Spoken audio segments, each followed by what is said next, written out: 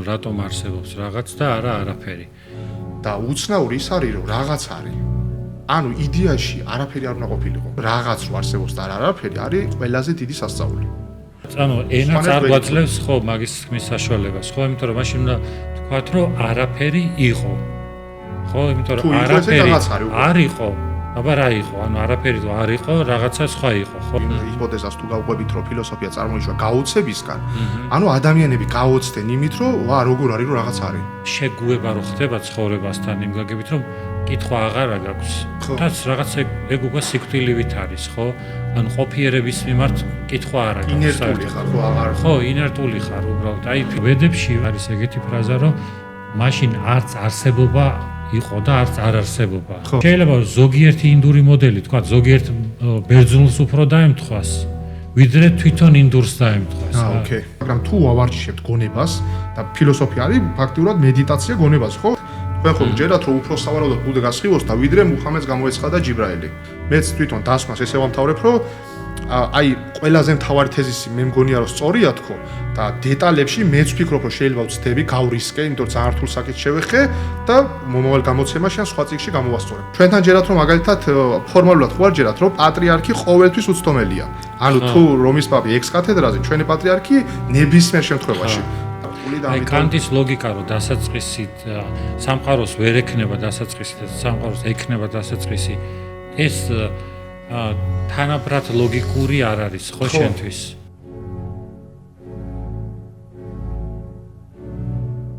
მოგესალმებით იოგას აკადემიის პოდკასტში რუბრიკაში ფილოსოფოსები და დღეს ჩვენი ძირითადი თემა იქნება რატომ არსებობს რაღაც და არა არაფერი. ეს ჩვენი სტუმარი არის ფილოსოფოსი ბაქარ ქავთარაძე და გარდა ამ თემისა შევეხებით სხვა თემებსაც სპონტანურად. მოგესალმებით ბაქარ, მადლობა რომ გამონახეთ დრო და გვესტუმრე და მანამდე რომ შენი თავი გაგვაცნო და რა არის შენი ძირითადი მიმართულება ფილოსოფიაში და რაზე მუშაობ ახლა როგორც აქტუალურ თემაზე. მადლობა გიორგი დაბადიჟებისთვის. ესე იგი, მე პირველი განათლება მაქვს თეოლოგიის სულხან-საბა-ორბელიანის უნივერსიტეტში, თეოლოგიის ბაკალავრი დავიცავი, შემდეგ ილიას სახელმწიფო უნივერსიტეტში, როგორც ვიცი, შენც ილიაში სწავლობ, ხო? კი, ხა იცავ სამაგისტროს. კი, სამაგისტრო. მეც მასე დავიცავი სამაგისტრო თაზოსთან, რომელიც შენ ასევე გყავდა. თაზომ ძალიან ბევრი კარგი ხერხები და მეთოდები მასწავლა სამაგისტროს დროს, ძალიან კარგი ფილოსოფოსი. დავიცავი სციენტიზმზე, რაც არის მეცნიერების ფილოსოფიის საკითხი, რაც ძალიან მაინტერესებს და ამ პერიოდში და მეც 2 წელია რაც დავამთავრე, ძირითადი ჩემი კვლევის სფეროები არის ყველაზე მეტად მე რაც მიყვარს რელიგიის ფილოსოფია. ანუ რელიგიური საკითხების ფილოსოფიური ანალიზი და მეცნიერების ფილოსოფიაც მიყვარს შუა საუკუნეები, მაგრამ რა თქმა უნდა 5-6 დარგი შემიძლია დავასახელო, რომ აი ორიგინალ წყაროებს ვიკვლევ, ქართულად ჩემი სიტყვებით ან ხანდახან თარგმნი და ესე ასე ვთქვა დასავლური ლიტერატურაზე, რაც არის ყველაზე ავთენტური და მაღალი დონის, მასზე დაყრდნობით გამოვიკვლიო. ამ ეტაპამდე მაქვს დაწერილი 4 წიგნი, რაც მაქვს გამოცემული ძირითადად ამ სფეროებში, აი მაგალითად ბოლო ჩემი არის იონე დამასკელზე. ძალიან საინტერესო ქრისტიანი თეოლოგი, რომელსაც დიდი ხანი ვიკვლევდი და საბოლოოდ 300 გვერდი გამოვიდა და ვფიქრობ, კარგი კვლევა გამოვიდა. ანუ შენ ერთგვარი გაერთიანება გააკეთე, ხო? ანუ ფილოსოფიის და შენ პირველადი და მეორადი სპეციალობის. მე რა ვიცი, სულ ეწინე აღდეგები ამას, რომ აი ქრისტიანობაში არის, რომ ესე თვალებს დახუჭავენ და იტყვიან, რომ ბიბლია სწორია და აბა როგორ იქნება ესე. მე ვამბობ, რომ ეგრე არ იყო და არ არის. ანუ ქრისტიანობა რომც ცდებოდეს, ეგრე მაინც არ არის. ანუ იმიტომ კი არ ვამბობ, რომ ქრისტიანობა სწორია. ანუ უბრალოდ ობიექტურად, ისტორიულად, სერიოზული, რაციონალური ოპერირება ხდებოდა. თუნდაც მანამდე და ზოგადადაც და დღეს ხო საერთოდ. ამიტომ არ უნდა ჩავარდეთ სტერეოტიპებში. საერთოდ ჩვენ რო რაღაც შეხედულობაში ვართ, ვცდილობთ სხვები დავაკნინოთ და მე ობიექტურობას ვკარგავთ, რომ ეხლა მე თუ მართლმადიდებელი ვარ, რა თქმა უნდა, კათოლიკები რაღაცას უეჭველი შეცდებოდნენ, ან პირიქით, ეგრე არა. ჩვენ უნდა შევისწავლოთ ავთენტურად როგორ არის პატივისცემით და მე არ დავეთანხმოთ, ეს პრობლემა არ არის. კაცობრიობა კამათობს ათასწლეულებია. შენ გულისხმობ, რომ ქრისტიანობა ადრეული ფორმითაც ფილოსოფიურობა ახასიათებდა, რომ საზრისის ძიება და დაუშვათ ცნებების დაზუსტება ეს ადრეულ ქრისტიანობაში სქოლასტიზმამდეც. ანუ მე უბრალოდ ამას ვამბობ, რომ ესეთი, ანუ სტერეოტიპი რა არის, ხო, დამახინჯებული წარმოდგენა რაღაცას. აი, არსებობს ესეთი პოზიცია, თუ მაგას შევეხოთ 2 სიტყვით, ფიდეიზმი. ფიდეიზმი სიტყვიდან ფიდე რწმენა. ფიდეიზმი არის პოზიცია, რომელიც ამბობს, რომ თავარი არის გადარჩენა, ანუ ცხონება. ყველაფერი რაც ცხონებისთვის არის საჭირო, ჩაწერილია უკვე ბიბლიაში, ამიტომ ერთადერთი რაც უნდა გააკეთო, ეს უნდა დაიჯერო. ანუ კვლევის აკრძალვა. გასაგებია. და ამაში ეჭვის შეტანაც კი არ შეიძლება, რაც იქ წერია. ეს პოზიცია რა თქმა უნდა არსებობდა, დღემდე არსებობს, მაგრამ მე ვამბობ, რომ ეს არ იყო მეინსტრიმი ქრისტიანობის შიგნით, ანუ ქრისტიანობა მრავალფეროვანია. პირიქით, მეინსტრიმი იყო რაციონალური კვლევა, ქრისტიანობის განმარტება, დაცვა, ალტერნატივებთან შედარება და რატო არის ქრისტიანობა უკეთესი სხვებთან შედარებით არგუმენტების მოყვანა. ის კი არა რომ ჩვენ გვჯერა და ჩვენ ესე ვგრძნობთ, არა, ისეთი არგუმენტის მოყვანა, რომ რაციონალურიც არის. რაციონალური. ეს იყო სქოლასტიკამდე და რა თქმა უნდა სქოლასტიკაში უფრო მაღალ საფეხურზე ავიდა, იმიტომ რომ არისტოტელე შევიდა, არაბული ფილოსოფიაც იცოდნენ, იუდაურიც იყო და სქოლასტიკა რა არის? ხო, საკითხების დანაწევრება, კიდე ქვესაკითხებად დაყოფა და ყველას განხილვა რაციონალური აპარატით, რომ დიდი სურათი დაიხატოს და ამოწურო საკითხი. ეს ჩემი აზრით იყო ყველაფერს აქ ნაკლი, ესეც არ იყო იდეალური, მაგრამ ძალიან სერიოზული შედეგები დაიდო. თუნდაც თანამედროვე კვლევები აჩვენებს, რომ უილიამ ოკამი და დუნ სკოტს ისეთი ლოგიკური რაღაცები ჰქონდათ ანალიტიკურ ფილოსოფიაში და რაც მე-20 საუკუნის ფილოსოფიაში რო ეგონათ, რომ მათ აღმოაჩინეს, იმათ ჰქონდათ. შენი აზრით, აი თანამედროვე მღვდელს ეს ამ დონეზე უნდა ქონდეს შესწავლილი ალბათ, ხო, რომ ეს არგუმენტირებულად ანუ წმენის ერთი არის წმენის მხარე და მეორე არის ის რომ გააზრების დონეზე მართლა ღრმად იცოდეს, ხო? ვფიქრობ, სასურველი უნდა იყოს ძალიან განათლებული, ზეგანათლებულიც კი. მე არ ვფიქრობ, რომ მანუ მარტო უნდა იქადაგოს. მაგას ქვია პასტორალური თეოლოგია, რა არის? პასტორალური თეოლოგია აქცენტს აკეთებს ემოციებზე. მაგალითად, აი ღმერთ ჩვენ უყვარო ვართ, ეს უნდა გავაკეთოთ, ეს ზემოქმედებს ემოციებს, მაგრამ აქ არ არის რაციონალიზმი. რა თქმა უნდა, პასტორალური თეოლოგია არის რომ ცუდი ან არასწორი, უბრალოდ არასაკმარისია, ის გათვლილია იმათზე, ვინც უკვემრევლია და უკვე ჯერა. თუმცა მათაც ჭირდებათ იცოდეთ, რატომ ჯერათ ის, რისიც ჯერათ. ხო, მასე ისლამის მიმდევარსაც სხვა რამის ჯერა, იუდაიზმის და ეს ერთმანეთთან შეხება თუ არ ექნებათ, ყველა თავისის რწმენას გაყვება უბრალოდ აპრიორი. იმიტომ რომ აქ დავიბადე, იმიტომ რომ ჩემი მშობლები ესე იყვნენ. ამიტომ უბრალოდ ორი სიტყვით ვიტყვი, რომ ჩვენ თუ დავაკვირდებით, ძალიან განათლებულები არიან პროტესტანტები, ობიექტურად ვამბობ. აი უმაღლეს დონის ფილოსოფოსები, ბევრი პრაქტიკანტი მეცნიერიც გია, კათოლიკებიც მართლმადიდებლებს ცოტა უჭირთ. რა ფენას გულისხმობ? ანუ გულისხმობ პასტორებს, მაგალითად. აი მაგალითად ჩემ ფავორიტი მოაზროვნე არის ალისტერ მაკრეტი, არის ანგლიკანი პასტორი და წარმოიდგინეთ, მოლეკულურ ბიოფიზიკაში აქვს სადოქტორო დაცული ოქსფორდში. ისტორიაში, ინტელექტუალურ ისტორიაში, თეოლოგიაში და ინტელექტუალურ ისტორიაში 60 წიგნი, 120 სტატია და მსოფლიოში აღიარებული მკვლევარი მეცნიერებს და რელიგიის მიმართ. ეხლა ვინ ყავს ჩვენ მასეთი? ხო, ძალიან საინტერესოა. თუ არის ესეთი მართლმადიდებლობაში საერთოდ, მაქსიმუმ რიჩარდ სვინბერნი. მეტი თითქმის არავინ. ამიტომ ობიექტურად რო შევხედავთ, არიან ქრისტიანები, რომლებიც რაციონალიზმის უმაღლეს კვლევებს გვიდებენ. ეს საერთოდ არ ამტკიცებს, რომ ქრისტიანობა სწორია. მე ვამბობ, უნდა დავაფასოთ, თუ რამე ვინმე მაღალი შედეგი დადო. ხო, იმიტომ რომ ერთ-ერთი არგუმენტი სწორედაც ის არის, რომ მე თუ რაციონალური ადამიანი ვარ, ანუ მეტი არგუმენტაცია მჭირდება, ჩემ დაუნებურად თუნდაც რომც მოვინდომო, ან რაღაცნაირად კითხვები გამიჩნდება და რა თქმა უნდა. ამ შემთხვევაში ანუ საჭიროა. მაგალითად ვიტყვი, რომ აი მაგალითად თვითონ ალისტერ საკ დაწერილი წიგნი ეჭვზე. აი ეგეთ სტერეოტიპი ხო არის, რომ ეჭვის გაჩენა თითქოს ცოდვაა. ხო, არა, ის ამბობს ჩვეულებრივი ამბავია, ეჭვებით თუნდაც სახარებებში ხო მოციქულებს ეპარებოდათ ეჭვი. ეგ პრობლემა არის, ეს ადამიანის თვისება დაეჭვდი. ანუ რაღაც არამყარია, არასანდოა, რომელიც ჩვენი შემეცნების უნარია, რომელსაც ჩვენ ვიტყვით, რომ ის არის უცდომელი, რომ პრინციპულად არ შეგვაცდენს. არა, შეიძლება ოპტიკური ილუზია იყოს და ეს არ იყოს ჭიქა. თვალმაც კი შეიძლება შეგაცდინოს. თუნდაც სახარებაში საინტერესოა ეპისტემოლოგიურად თუ მიუდგებით, ანუ აღდგარი ქრისტე რო დაინახე ეჭვი შეეპარა, მაგრამ შეხება მისთვის უფრო ეპისტემურად სანდო იყო ვიდრე დანახვა.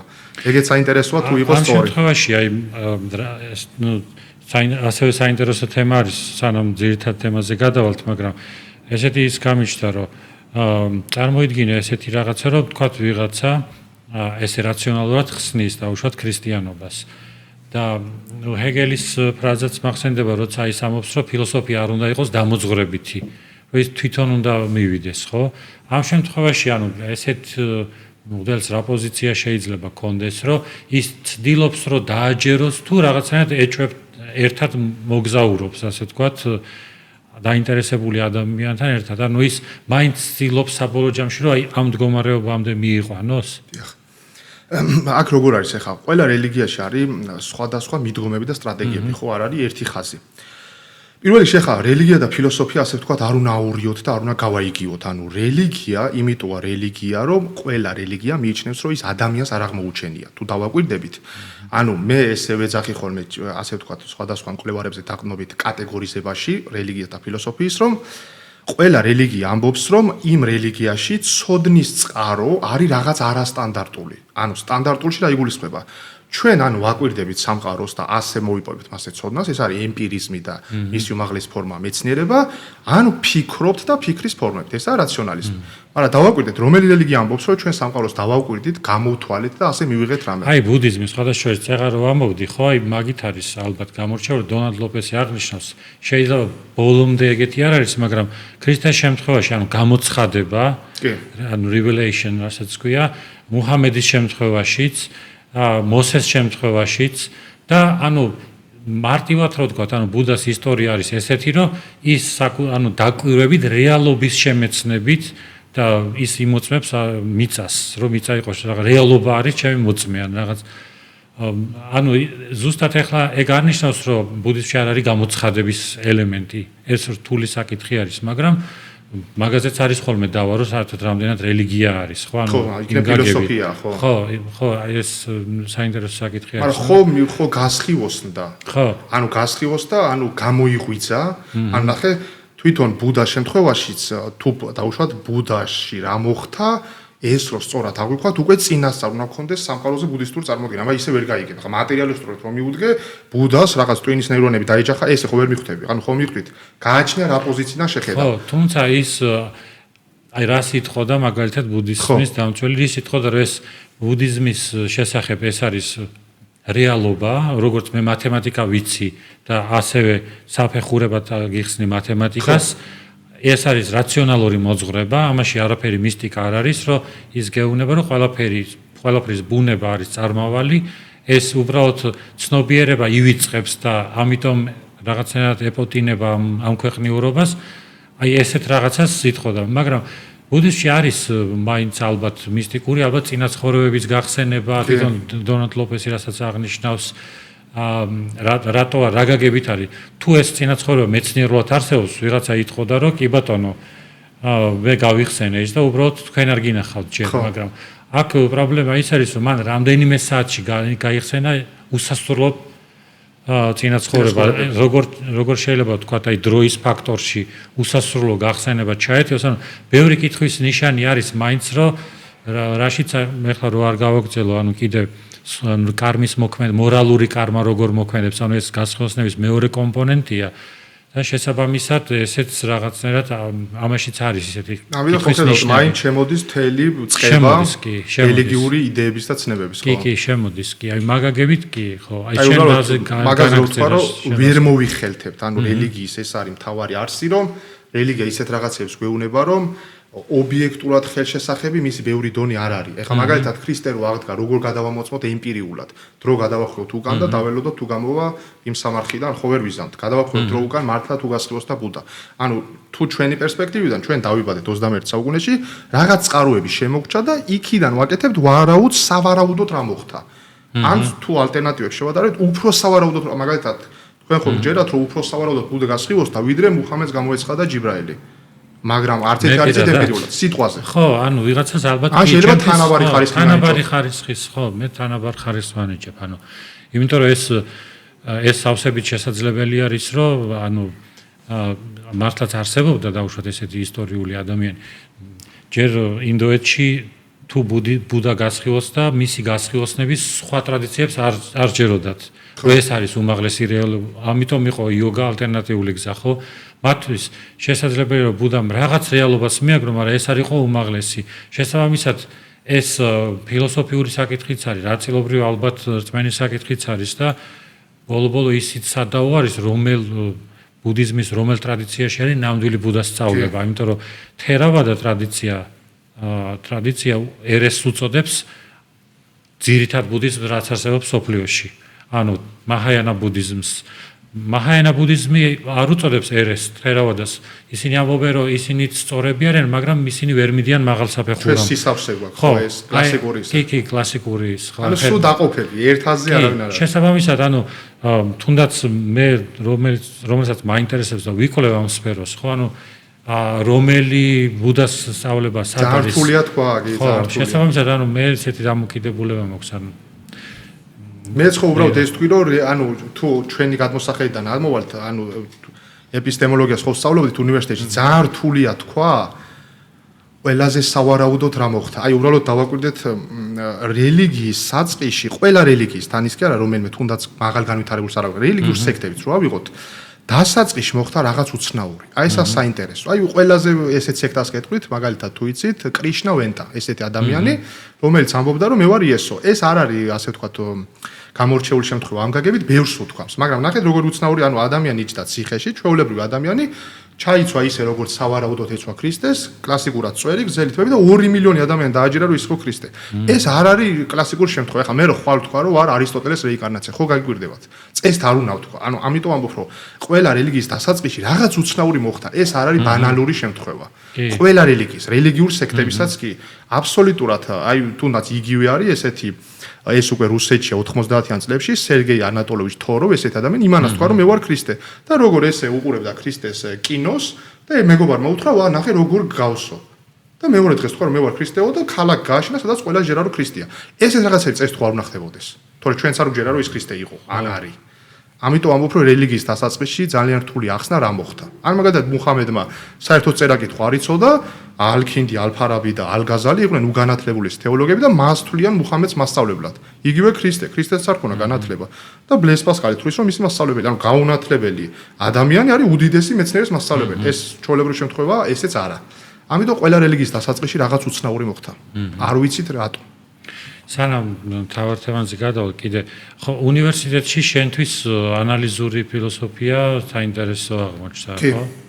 აი შენ როგორ უყურებ აი ამ დაყოფას ანალიზურსა და მე რა ვიცი მე უფრო ასე ვთქვათ რადგან რელიგიის ფილოსოფიაში მუშაობ მაგ მიმართულებაში არ მაქვს კომპეტენცია კარგი უბრალოდ ესე ზოგადად მაქვს გავლილი უბრალოდ რა შეზღუდვა მაქვს იცით რომ რადგან ჩემი ზანი ახლა არის უბრალოდ გეტყვით და მაგით მიხვდებით რადგან საქართველოში არის ლიტერატურის ნაკლებობა ხო მე მინდა რომ აი საუკეთესო წყაროები რაც არსებობს ჩემს საკითხებზე შევაჯამო ჩემი ცოტა დაკვირვება ინტერპრეტაცია რომ ქართულად გქონდეს და თან ისე დავწერო რომ ვინც ჩემ დასკვნებს არ ეთანხმება იმისთვისაც ღირებული იყოს წიგნი იმიტომ რომ 70% იქნება ინფორმაციულ ანალიზური და არა თეზისების დაცვა 30 თეზისების დაცვა თეზისებში ყველაში რო შევცდე ყველაზე ცუდი მდგომარეობა რო ავიღოთ 70 მაინც დარჩება ამიტომ მე ეგრე გავაკეთე თუნდაც დამასკელზე შევაჯამე საუკეთესო წყაროები და ალბათ 20-30%-ია ჩემი დაკვირვება ამიტომ რადგან ძალიან ბევრი თემები მაინტერესებს და ძალიან ბევრი სიცარიელები გვაქვს სანამ მე ამას დავამთავრებ და სხვა რამეს გადავალ ალბათ გავა 10 წელი ამიტომ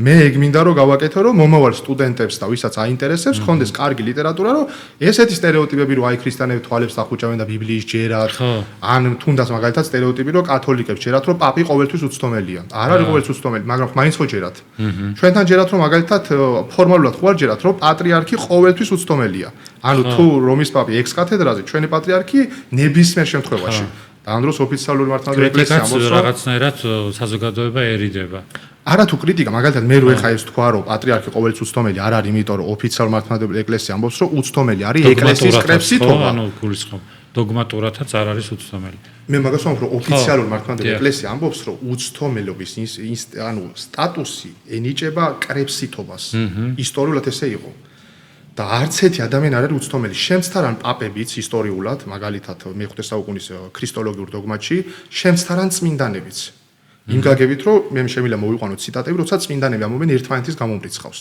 და ერთი ცდება ეს არ აკნინებს მათ ქრისტიანულ პერსპექტივას მაგრამ შემცთან ამიტომ უცდომელი მართლმადიდებლურად არის კრებსითობა ამიტომ როცა ჩვენთან არის რომ პიროვნება უცდომელი არის დამახინჯება და ესეც რო თქვა ესეც კი უჭირთ ამის მიღება ისევ გაუნათლებლობა არ აქვს წყაროები არ არის საჭირო ყველა დღედაღამე წყაროები დაამუშავოს მაგრამ შენ თუ ქრისტიანი ხარ თეორიულადაც უნდა განვითარდე მარტო სანთელის დანთება და უბრალოდ ეკლესიის სიარული ვერცა გიყვანს წინ იმიტომ რომ ის სანთელი რომ ანთებ ეს რო ღირებულია ესეც ეფუძნება რაღაც სწავლებას და ხომ აიცოდე რატო აღირებული არ შეიძლება ესე მაგა მეც მიქვერს ხოლმე რომ ანუ საერთოდ ისეთი ადამიანები და მასობრივად არაფერი საერთოდ არ წაუკითხავთ აი რატო ითვლებიან ანუ ვიღაცა მართლმადიდებლად რატო ითვლება საერთოდ და რა საერთო აქვს ან დაუშვათ შეიძლება ან კათოლიკეთ ან ეგ ხო რაღაცნაირად ისეთი მე მგონია რაღაც ზედაპირული მარკერები არის რომ რაღაცნაირად მასობრივი კომუნიკაცია გქონდეს რომ თავი იგრძნო საზოგადოების სრულფასოვან წევრად რა ერთი დონის ახსნე ეგ არა იქნება რომ მეც მაინტერესებს იმიტომ რომ მე უფრო დასავლური პასუხები ვიცი მოდი ესე დავიწყოთ, ხო? ესე იგი, ლაიბნიცმა თქვა, რომ ეს არის პირველი კითხვა, რომელიც უნდა დაისვას, რატომ არსებობს რაღაც და არაფერი. მოდი, აი, მიუყვეთ ძალიან ნელა და ჩემი აზრით საინტერესო იქნება. პირველ რიგში მოდი დავადგინოთ ეს რა კითხვაა, ანუ რატო საერთოდ ეს კითხვა. ფილოსოფოსები განასხვავებენ ორი ტიპის კითხვებს. ერთი არის აი კატეგორიზება თუ დავყავთ საბოლოო კითხვები, კარლ პოპერი უწოდებს ultimate questions და არასაბოლოო. აი რატო ქვია საბოლოო? ორი მიზეზის გამო. ერთი კითხვა მიემართება რეალობის საბოლოო დონეებს და მეორე საბოლოოდ ყველაზე მეტად ასეთ კითხვებზე პასუხები გვაინტერესებს ჩვენ. ეგზისტენციალური კითხვებიც ეწოდება ესეთ კითხვებს, რატო ხო ეგზისტენს არსებობა, ანუ ასეთ კითხვებზე, რომელი პასუხია სწორი, დიდი ცვლილებაში აქვს ჩვენ ცხოვრებაში. აი ალისტერს, ჩემ ფავორიტ მოაზროვნეს, ესეთ მაგალითი მოაქვს. ადამიანმა დაუშვათ არ იცის და უცებ გაიგო რომ 2 × 2 არის 4. აი რა შეცვლის ეს ანუ ეს რა შეცვლის მის ცხოვრებაში. ხო არა რომ გაიღვიძებს, თითქმის იგივე დარჩება ყველაფერი. მაგრამ დაუშვათ ახლა ადამიანმა რომ დაიჯეროს რომ მართლა არსებობს პიროვნული ღმერთი, მაშინ სხვანაირად შეხედავს სამყაროს, ამ პირიქით თუ დაიჯერებს რომ ჩვენ დაუგაგმები მიზეზების შედეგი ვართ, მაშინ სხვანაირად შეხედავს. ანუ ცვლილება შეაქვს. ეს ეხლა კითხვა რატო არსებობს რაღაც და არაფერი არის საბოლოო კითხვა. თან ეს არის საბოლოო კითხვებს შორის ყველაზე საბოლოო, კიდე იქაც. იმიტომ რომ აი თუ მეტყვით თქვენ ისეთ კითხვას, რომელიც ამას უსწრებს წინ დროით. ნებისმიერი კითხვა ნებისმიერ კითხვას მაშინ აქშინა არსი თუ ჯერ ეს კითხვა. იმიტომ რომ მაგალითად რო თქვა გასხლოს და თუ არა ბუდა, ეს რო თქვა ჯერ უნდა იყოს სამყარო, მერე უნდა იარსება ბუდას და მერე გასხლოსნებულიყო. არაფერი თუ არ იყო ბუდა როგორ გასხლოსნებულიყო. ანუ ყოფნა ყველაფრის პირველ საწყისია ონტოლოგიურად და დროითაც. ამიტომ ეს არის მართლაც ყველაზე მაგარი კითხვა.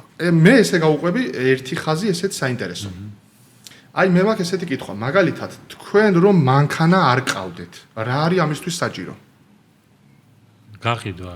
არა, რო არ გახდეთ. ხო. ანუ არაფერი. ხო, არაფერი კი, ა. ეს საინტერესო კითხვა რატო? მაგრამ თან გაცნობიერება არის საჭირო, ან რო არ ანუ მანქანა არ ყავთ. ხო, ანუ და ეს რო დარჩეს რა უნაქნათ? მანქანა მაშინ დავაზუსტებ. აი ამ წავს მანქანა არ ყავთ და ისევ რო გაგრძელდეს რომ არ ყავდეთ, რა უნდა გააკეთოთ? ხო, არაფერი. არაფერი. ეხლა გადავიდანოთ ყოფიერებაზე. არაფერი რო არ არსებობდეს, ამისთვის რა საჭირო? აი აბსოლუტურად არაფერი. სრული ნულიზმი. არაფერი რო არ არსებობდეს, ხო? ანუ რამე მასალა თუა საჭირო, მატერია, ენერგია, არაფერი რო არ არსებობდეს, უბრალოდ საჭირო არაფერი არ იყოს. ხო. ანუ ეხლა ანთროპომორფულ ტერმინს ვიტყვი, ანუ ჩვენი გადმოსახედიდან. ესე იგი არაფერი არ იყოს, არის მარტივი. იმიტომ არაფერი არ არის საჭირო ამისთვის და რაღაც რო იყოს არის რთული. და უცნაური ის არის რომ რაღაც არის. ანუ იდეაში არაფერი არ უნდა ყოფილიყო. იდეაში ვამბობ სპეციფიკურად რომ გავამსაფრო. ამიტომ ბევრი ფილოსოფოსი ამბობს და მეც ვეთანხმები რომ რაღაც რო არსებობს და არაფერი არის ყველაზე დიდი სასწაული. ანუ დღეს მაგალითად სეკულარული გადმოსახედიდან სასწაული გონიათ ქრისტე თუ აღდგა, ბუნების კანონები თუ დაირღვა, არა, ფილოსოფიურად უფრო სიღრმისეულად. ყველაზე დიდი სასწაული არის რომ რაღაც არის. იმიტომ რომ ჯერ უნდა იყოს რაღაც, მერე უნდა ვიყოთ ჩვენ, მერე ჩვენ ვაკვირდებოდეთ სამყაროს რეგულარობებს და აქედან ვასკვნიდეთ რა არის ანუ არანორმალური. ან მაგალითად ქრისტე რო აღდგა, არანორმალურია, იმიტომ რომ ადამიანები ზოგადად არ აღდგებიან. მაგრამ ასეთ ადამიანს ის არ უყვის რომ რაღაც არის და მე ვეუბნები რომ რაღაც რო არის, ეგ უფრო უნდა გაგიკვირდეს. იმიტომ რომ უფრო მარტივი არაფერი ყოფილიყო. უფრო მარტივი არის. აი მაგას რო ცოტა ვიმედიტიროთ, საინტერესო არის მართლა, რომ რაღაცნაირად ყოფნა და არაფრის ყოფნა, ასე ვთქვათ, ან არაფერი არის რაღაცნაირად ალტერნატივა ერთმანეთის, ხო? და ჩვენ შესაძლებლობად უშვებთ, რომ არაფერიც შეიძლება ყოფილიყო. მაგრამ ამ არაფერს არ აქვს ონტოლოგიური საფუძველი იმ გაგებით, რომ ბუნებაში არაფერი არ არსებობს. ანუ ისედაც ეს არის ამ შემთხვევაში რაც შეგვიძლია მაქსიმალურად ვთქვათ, ალბათ არის არაფერი არის ჩვენი წარმოდგენა რაღაცნაირი წარმოდგენა. ამას შეგვიძლია რომ ეს განვარცოთ თუ ეს ამაზე მეც ვერაფერს ვერ ვიტყვი. ანუ თქვენ ამბობთ რომ არაფრობა შეუძლებელია ყოფილიყო? იმ გაგებით რომ არაფერი მხოლოდ ჩვენი აზრობრივი დაშვება არის, ეპისტემოლოგიური დაშვება არის და ამას ონტოლოგიასთან კავშირი არ აქვს. მოდი ესე ვთქვათ, ნახეთ, ჩვენ რაც გავაცნობიერეთ რომ ვართ, ანუ ჩვენ უკვე ვიყავით და ვიყავით სამყაროში, ანუ გამოცდილება არაფერი ყოფილიყო, ვერ ექნება არსებულს. არაფრობა სადაც არც გამოცდილება არ არის. ამიტომ ეს უცნაური წარმოსადგენია არაფრობა, მაგრამ აი ნახეთ ჩვენ როგორ უნდა გავაკეთოთ. ანუ ყოფიერებას, ასე ვთქვათ, ასეულს ესეთი ლამაზი ალეგორია, რომ გამოვტყუოთ პასუხი, ანუ ნახეთ სამყაროს რო შევხედავთ, ძალიან ცოტას გვეუბნება მის თავზე. მაგრამ ჩვენ ექსპერიმენტით, დაკვირვებით, ფილოსოფიური ფიქრით, ასე ვთქვათ, ვაწვევით რეალობას, რომ ძალით გამოვტყუოთ პასუხი. ანუ ეს ფარდის უკან რაიმალება, ასე ვთქვათ, ვაიძულოთ გვიპასუხოს. ასე ამბობს ხოსე ორტეგაი გასეტი, რომ მაგალითად ექსპერიმენტი არის манипуляცია, რომლითაც ჩვენ ვერევით ბუნებაში, რომ ვაიძულოთ ვაპასუხებინოთ. მაგალითად ორი ნაერთის შედეგად რას მივიღებთ ბუნებაში ბუნებრივად ხო არ გვხდება და მეცნიერები ძალით აერთებენ რომ აბა ეხა რას იზამ. ან აკვირდებიან. ეგრეა ფილოსოფიაც, ანუ ფიქრით აწვება რეალობას, რომ ასე რედუქციონისტურად პასუხები, აი როგორც ხო გიყურებიათ გადაცემა როგორ მოვიგოთ მილიონი. ან 100,000 და პასუხები რომ მცირდება და ორი რო რჩება. აი ეგრეა ფილოსოფია რომ შეამცირებინოს. ამიტომ ესე რომ დავაწვეთ რეალობას, ორი ვარიანტია ხო? ანუ ან შეუძლებელი არაფრობა ყოფილიყო. ოდესმე. ხო და რატო? იმიტომ რომ ეს არ არის რეალური კატეგორია. ალტერნატივა საერთოდ არ არის. ხო, ანუ არსებობს ონტოლოგიასთან კავშირი არ აქვს და მარტო აზრობრივი ან ესე ვთქვათ შემეცნებითი კატეგორია არის ან კატეგორიაც არ არის. მაგრამ ნახეთ რაღაც საგნები ხო ოდესღაც არ იყო, რაც ეხაა. ანუ იდეაში ისინი შეიძლება არ ყოფილიყო. ჩვენ მივდივართ მაშინ პოტენციის თეორიამდე. არ ზოგადად რას ვამბობთ, რომ ნახეთ არის ყოფიერება და არის ამაში საგნები. და არაფრობა ნიშნავს, რომ არაფერი არ არის საერთოდ. ჩვენ თუ ვიტყვით, რომ ეს შეუძლებელია ყოფილიყო. არაფერი არ არის თუ არაფერი არის. როგორ შეგვიძლია ორივენაირად შეგვიძლია. არაფრობა არის რაღაცის არ ყოფნა. აქ ცოტა ტერმინებიც ჭირს, რომ გამოხატო, მე რომ ვამბობ, რომ იყო დრო, როცა არაფერი არ იყო, მასე თუ ხისტად გავყვებით შეცდომა მაგრამ აი გრამატიკაც, ანუ ენაც არ გვაძლევს ხო მაგის ხმის საშუალებას, ხო, იმიტომ რომ მაშინ უნდა თქვათ, რომ არაფერი იყო. ხო, იმიტომ რომ არაფერი არ იყო. აბა რა იყო? ანუ არაფერი თუ არ იყო, რაღაცა სხვა იყო, ხო? ამიტომ გრამატიკულად შეიძლება სწორი არის. აი მე შემიძლია ესე ვთქვა, ყოველივე რაც არსებობდა, არსებობს, ნახეთ, ყოველივე რაც არსებობდა, არსებობს, იარსებებს, ან შეიძლება ეარსება, ეს არაფერი არ იყო წარსული დროის რაღაც კონდიციაში. დაუშვათ. მაგრამ დროც არ იყო, ხო? რა თქმა უნდა, არაფერში შედის, რომ საერთოდ რაც კი, მე ხო თქვი, რაც არსებობდა, ეხლა ხო არსებობს დრო. რაღაცა ხო შეიძლება იარსებოს მომავალში და თუნდაც არასდროს არ იარსებოს, შეეძლო იარსება. აი ეს ყველაფერი არ ყოფილიყო. ეს არის ყველაზე მარტივი კონდიცია და არაფერი არ იქნებოდა ასახსნელი და არ იარსებობდა ის, ვინც ახსნიდა. მე ამას ვეძახი, რომ ეს არის ბუნებრივი მდგომარეობაც. ეს ესე უნდა ყოფილიყო და არ იქნებოდა არავითარი პრობლემა.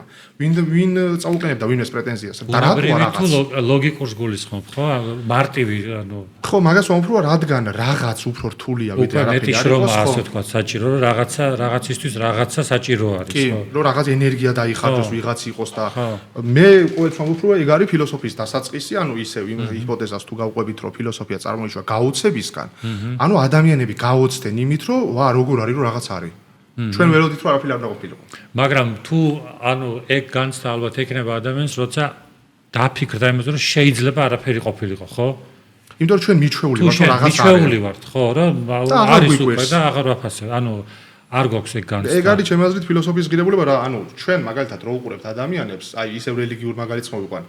ანუ მაგალითად ადამიანები ხო არ აღდგებიან კუტრეთით ჩვეულებრივ მდგომარეობაში. ნუ ესეთ ხუმრობას არსებობს ფრენკ ტურექსმა მაქვს ესეთ ხუმრობა, რომ წარმოიდგინეთ ადამიანები ანუ კუტრეთით აღდგენა, რომ იყოს ჩვეულებრივი მოვლენა. და ამის ფონზე გამოდის პასტორი და ხადაგებს მეგობრებო სასწაული მოხდა, ქრისტე აღდგა და ერთი ადამიანი დგება დარბაზიდან და ეუბნება, მე რა მოხდა, გუშინ ბიძა ჩემი აღდგა. აი ძალიან სიღრმისეული ხუმრობა, იმიტომ რომ ადამიანები თუ ჩვეულებრივ აღდგებიან, ქრისტეს აღდგომა სასწაული ვეღარ აღიქმნება, ხო? აი ეს ანალოგია რო გავაკეთოთ, ჩვენ რაც დავიბადეთ, რა თქმა უნდა, ვარსებობთ, განვიცდით არსებობას და აღარ გვიგვირს, აბა რა თქმა უნდა, არსებობა უნდა ყოფილიყო. უბრალოდ ფილოსოფია ფიქრით რომ დააწვება რეალობას, მე ხვდებით რომ უცნაურია რომ რაღაც არის. ხო, შენ ახლა ძალიან ისეთ სიღრმეში ჩახვედი და ძალიან მნიშვნელოვანი რაღაცა თქვი, რომ აი წარმოიდგინე ადამიანის სიცოცხლის საზრისი, ხალისი თუნდაც შეგუება რო ხდება ცხოვრებასთან იმ გაგებით რომ კითხვა აღარ გაქვს. და რაღაც ეგ უკვე სიკვდილივით არის, ხო? ანუ ყოფიერების მიმართ კითხვა არ აქვს. ინერტული ხარ ხო აღარ? ხო, ინერტული ხარ უბრალოდ. აი ფილოსოფიის დანიშნულება ალბათ ეხლა შენ რაც თქვი რომ თუნდაც ეს არაფრის შესახებ კითხვა იყოს დაშვება, ხო? და რამდენად რაღაცნაირად შეიძლება სიცოცხლეც დააფასოს ადამიანმა და მაშინ დიდი ენერგია გაჩნდეს, ხო? კი, ნამდვილად ჩემი აზრით ფილოსოფიის ღირებულება რაშია რომ პირადად ჩემი აზრით ფილოსოფია არის ერთ-ერთი ყველაზე ლამაზი და სიღრმისეული დარგი, რასაც კი ოდესმე უარსებია. მე არ მიყვარს შევადარო მეცნიერებას რომელი ჯობია, იმიტომ რომ ორივეს აქვს თავის ადგილი, შეზღუდვები და მათ შორის ნაკლები, მაგრამ ფილოსოფია და მეცნიერება თუ არ გავალთ მისტიციზმზე ან რელიგიურ გამოცხადებებთან, არის ორი საუკეთესო ადამიანური მიმართულება, რაც კაცობრიობამ აღმოაჩინა და როცა ორივე სწორად გამოყენება მოხდება და შეერთდება, ჩვენ მივიღებთ ადამიანური გადმოსახედიდან შესაძლოთაგან საუკეთესო სამყაროს სურათს და ადამიანის ცხოვრების გაუმჯობესებას. ისე რო არის დეპრესიული ფილოსოფიებიც. კი. თუ ეს უბრალოდ შეიძლება ვთქვათ, რომ არა დეპრესიული არა იმ გაგებით, რომ მართლა ფიზიკურად განიცდის ადამიანი დეპრესიულ, უბრალოდ შეიძლება რაღაც სკეპტიკური იყოს. მაგრამ ეს არ ნიშნავდეს, როგორც სკეპტიკური იყოს, როგორც მეთოდი, რაღაც დეპრესიული იყოს. არა იმ გაგებით, რომ რეალურად აწუხებს ადამიანს შინაგანად. არამედ ეს უბრალოდ ფილოსოფიური პოზიცია იყო. ეპისტემური სკეპტიციზმი, ხო? ხო. ნუ მე უბრალოდ ვიტყვი კიდე, რომ ფილოსოფია ნახეთ, საშიშიც არის. იმიტომ რომ აი მოვიყვან მაგალითს და არსებობს ესეთი მიმართულება ფილოსოფიაშიც, ფილმების ფილოსოფია და ფილოსოფია ფილმებით. რომ ფილმებშიც არის სიღრმისეული აზრები მატრიციდან. აი მორფიუსი რო ეუნება ნეოს ჩასატვირთ პროგრამაში რა არის მატრიცა, თუ გახსოვთ როგორი იყო ნეოს რეაქცია. ანუ ფილმის მიხედვით ნეო მიცის რომ მორფიუსი ეუნება ჭეშმარიტებას და რომ მოისმინა ბოლოს თქვა არა ეს შეუძლებელია და გაგიჟდა. ანუ არსებობს ჭეშმარიტებები რომლებსაც ჩვენ მზად არ ვართ, ანუ შოკში ჩაგვაგდებს. ამიტომ თუ ადამიანი ფილოსოფიას მიიღობს ხელს, ნელ-ნელა უნდა შეეხოს ამ რეალობის ბოლო დონეებს, იმიტომ რომ ის დაგწვავს. იმიტომ რომ არსებობს ძალიან სიღრმისეული რეალობა, ეს კილო და 200 გრამ ჩვენი ტვინი ვერ გაუძლებს უბრალოდ. იმიტომ რომ შეიძლება ისეთი რაღაცები აღმოჩნდეს ჭეშმარიტი, რასაც საერთოდ არ ველოდებოდით და შეიძლება მართლაც ფიზიკურად ადამიანი გაანადგუროს. მართლა პირდაპირ მნიშვნელობით ვამბობ, ამიტომ ნელ-ნელა ფსიქიკა შევაჩვიოთ, რომ ჩვენ რო ველოდებოდით, შეიძლება რეალობა ისეთი არ დაგხვდეს, შეიძლება ძალიან უცნაური რაღაცები იყოს ჭეშმარიტი და გონების გავარჯიშებით ფილოსოფია მაგიტოა მაგარი, რომ ამიტომ ფილოსოფოსი არ არის დოგმატიკოსი, მაგიტო ცემს პატივს განსხვავებულებას, რომ ის მიჩვეულია გონება. შენ რო ისეთ გარემოში იზრდები, სადაც სულ ერთი და იგივე გესმის, მე განსხვავებული მიტოგონია მტერი. ფილოსოფოსი აჩვევს ყველა ალტერნატივას, განიხილავს და რაციონალურად თამაშობს. აბა რომელია უფრო რაციონალური? აღმოსავლურ სწავლებებში არის ესეთი, ნუ მათ შორის იოგაშიც, რომ ადამიანმა ჯერ რაღაცნაირად ცუდი უნდა განიცადოს, რომ მომწიფდეს უკვე რაღაც პასუხებისთვის და ესეთი ისიც არის ერთ-ერთი ყველაზე დიდი დამაზიანებელი თვისება შეიძლება იყოს ქმედება, როდესაც ისეთ ადამიანს ასწავლი, რომელიც მზად არ არის. რომ რაღაცნაირად მისი ფსიქიკა შეიძლება არ იყოს, ანუ ამისთვის მზად. მან ძალიან დიდი სიფრთხილე ასაჭირო. რომ ადამი მოუმზადებლა, აი მატრიცა შეგა დახატული, ანუ მორფიუსმა, ასე ვთქვათ, მიახალა ჭეშმარიტებები და ნეო არ იყო, აი ელს რო არ გეგონოთ უცნაური, აი წარმოიდგინეთ თქვენთან რომ მოვიდეს ადამიანი და რო გითხრათ, რომ თქვენი ბოლო 20 წლის სიცოცხლე იყო ერთი ღრმა სიზმარი რეალობისგან განურჩეველი და ეხა 5 წუთში გაიგვიძებთ. და 20 წლით ნაკლებით ასაკით იქნებით. ამას როგორ მიიღებთ? ხო, არ არის ადვილი. რომელი ადამიანი იტყვის, რომ რა პრობლემაა, ველოდები როდის გავიგვიძებ. ანუ დაუშვათ ადამიანი დაოჯახებული იყო სამსახურში წარმატებას. ესენი არ მომხდარა. ხო. და ეხა იგვიძებ და სიტყვაზე ხარ 25 წლის და ეხა ამთავრე ბაკალავრს. არ არის ადვილი და მორფიუსს მეგეთ რამე უთხრა და რეალობაზე თუ გადმოვიდან, სავსებით შესაძლებელია მაგაზის შოკის მომგვრელი ჭეშმარიტებები იყოს, ჭეშმარიტი და ჩვენ ჯერ არ ვიცით. ეს რო ეხა ვიღაცამ გვითხრას, საერთოდ შეიძლება ცხოვრება დაგვინგრიოს ჭეშმარიტებამ. ამიტომ ჭეშმარიტება არ არის სახუმარო ამბავი. აი ამ ფრაზის რეკონსტრუქცია რო გავაკეთოთ ლაიბნიცი ამას რა კონტექსტში განიხილავს და თვითონ რა ხო რო გავყვეთ ისევ ესე იგი რატო არსებობს რაღაც და არაფერი ლაიბნიცის კითხვა იყო მეორე პრინციპი შემოვიტანოთ principle of sufficient reason საკმარის საფუძვლის პრინციპი ესე იგი ყველაფერი რაც არსებობს ან ხდება უნდა კონდეს საკმარისი რაციონალური ახსნა ამას ამბობდა ლაიბნიცი ანუ თუნდაც რომ ფოთოლი ესე ჩამოვარდა და არა უფრო სწრაფად ამასაც აქ ახსნა ანუ ეს ამბობს რომ ფენომენები არ ხდება ან აუხსნელად სეკულარ სამყაროში ცნობილი ესეთი კონცეფცია brute fact approach, ანუ უხეში ფაქტის მიდგომა, რომ ფოთოლი რო ჩამოვარდა, ნუ უბრალოდ ჩამოვარდა. თუმცა ამას უფრო ამბობენ ბუნების კანონებზე, რომ ბუნების კანონები რატოა ესეთი და არა სხვანაირი, არის brute fact, ანუ შეუძლებელია სხვანაირი იყოს და ამას ვერ ახსნი რაღაც ბუნების კანონებზე უფრო ფუნდამენტურით. ისაა ბოლო რეალობა. ლაიბნიცი ამბობს ეს არასწორია. ყველაფერს აქ ახსნა, მათ შორის ბუნების კანონებს, ღმერთსაც. ნებისმიერ რამე შემოიტანო, ყველაფერს აქ, ანუ რაციონალური ახსნა რას ნიშნავს? აი ვოლტერს მაგალითად აქვს თავის მოთხრობაში ლაიბნიცის პროტოტიპი ცხვირი იმიტომ გაქვს რომ სათვალე კი ეგეთ ეს ტელეოლოგიური ახსნა ეგ უფრო არისტოტელურ თომისტურია თუმცა ლაიბნიცი ხონდა უფრო უნივერსალური რომ ანუ ყველა რაციონალს რას ნიშნავს? ანუ make sense რო აკეთებს, ანუ გასაგებს ხდის ესე რატოა? ან მაგალითად მინა ჩამტრეულია, იმიტომ ვიღაცამ ხვა ესროლა, ჩვენ რომ ამას გვეტყვიან, თურმე ამიტოა ჩამტრეული და ჩვენი გონება დაწყნარდება, რომ ეს თურმე ამიტოა.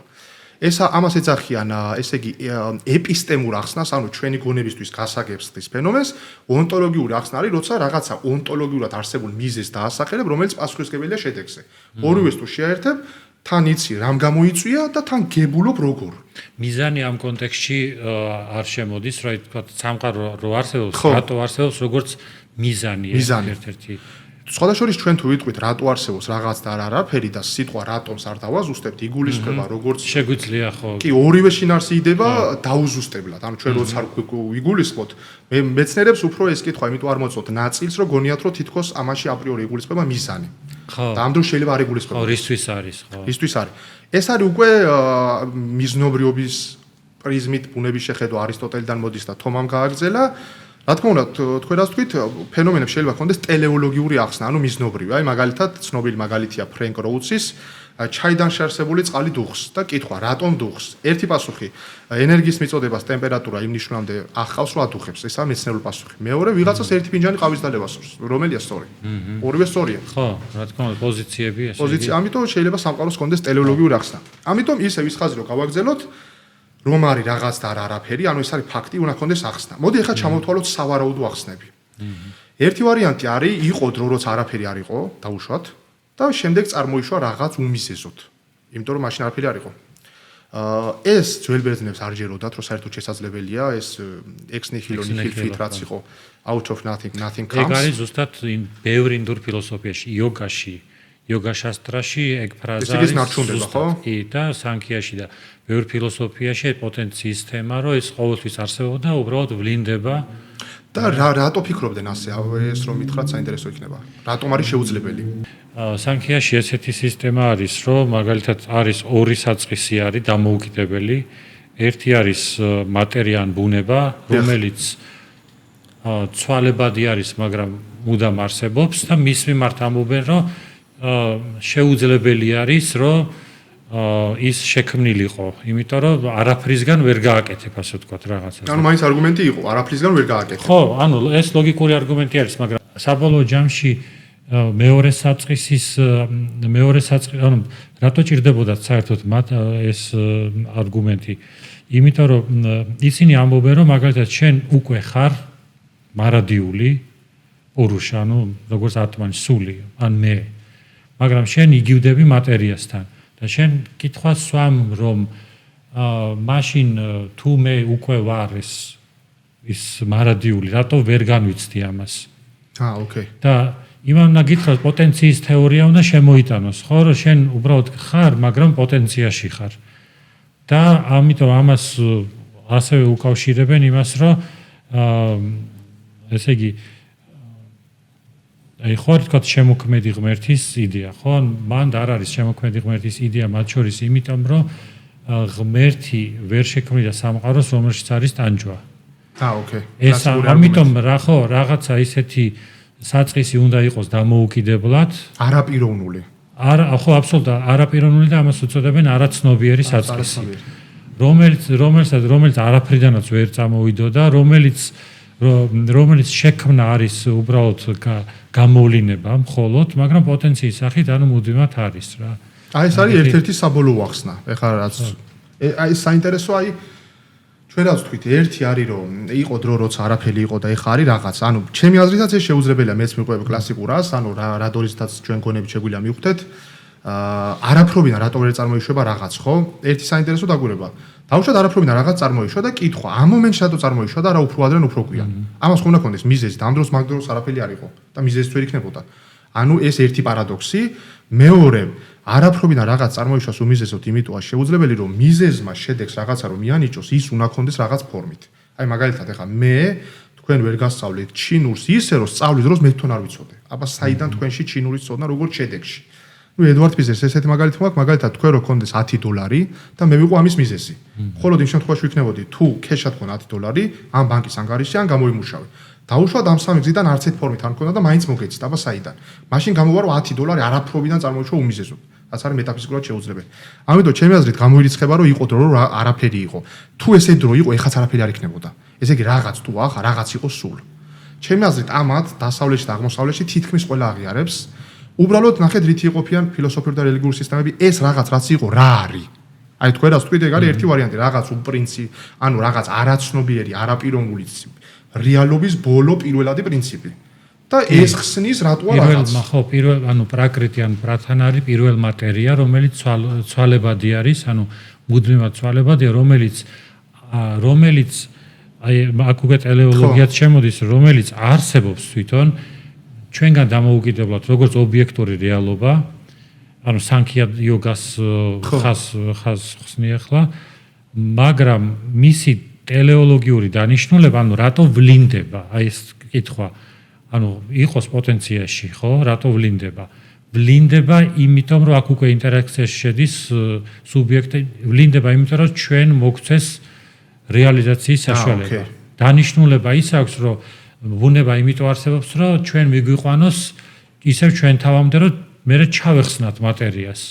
ანუ ტელეოლოგიური ისიც არის, რომ რენდომ არ ვლინდება, ეს რაღაცის გამო ვლინდება. რაღაცის გამო ვლინდება, ანუ ჩვენ გამო, ანუ რაც ხშირად არის ხოლმე, ანუ სწორი ინტერპრეტაცია, რომ ის თითქოს ჩვენ გამო არსებობს. მაგრამ ზუსტი დაკვირვებით, ანუ ჩვენ გამო არ არსებობს, ის ისედაც არსებობს, როგორც დამოუკიდებელი, უბრალოდ ჩვენ გამო ვლინდება. და ხო, ძალიან რთული რაღაც არის, რომ მაშინ ჩვენ როგორ გვაქვს ამ საწყისთან საერთოდ კავშირი. ანუ ეგ თემაც შემოდის. ანუ მარადიულს ორი ტიპის უსასრულობა, მარად უცვლელობა და მარად ცვალებადობა. ამას ერთად როგორ აქვს კავშირი, სულს და სხეულს, ასე ვთქვათ რა.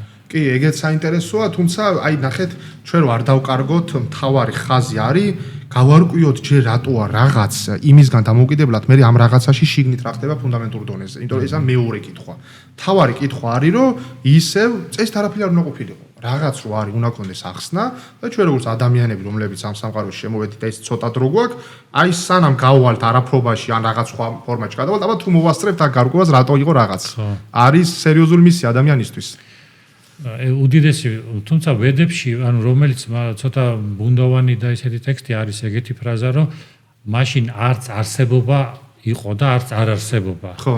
ესეც ანუ ბუნდოვანი არის, ანუ მაშინ, ანუ რა მაშინ რა იყო მაშინ, ხო. ანუ არსებობა ასად და ასად, ანუ არც ერთი არ იყო. მან ცოტაშორის ლოგიკის გამორიცხვის კანონით, ანუ ან რაღაც უნდა იყოს, ან არაფრობა. ანუ აი დამასკელი მაგალითად ესე ამბობს, საგანი თუ არსებობს, ან შექმნილი, ან შეუქმნელი. ეხლა საინტერესოა. შეიძლება საგანი არსებობდეს, არ იყოს შექმნილი, არ იყოს შეუქმნელი და არსებობდეს რაღაც მესამე ფორმით. და ის მესამე რომელია? მესამე აღარ არსებობს. აი მესამე ფორმა, ეხლა მე ხა ვახსენე მაგალითად სანქია იოგა, ხო? მესამე ფორმა არის როგორც სხვა ტრადიცია, ვედანტას ტრადიცია, უფრო ადვილად ადვაიტა ვედანტა, სადაც ილუზიის ფორმით დონეებს გააჩნია. იმის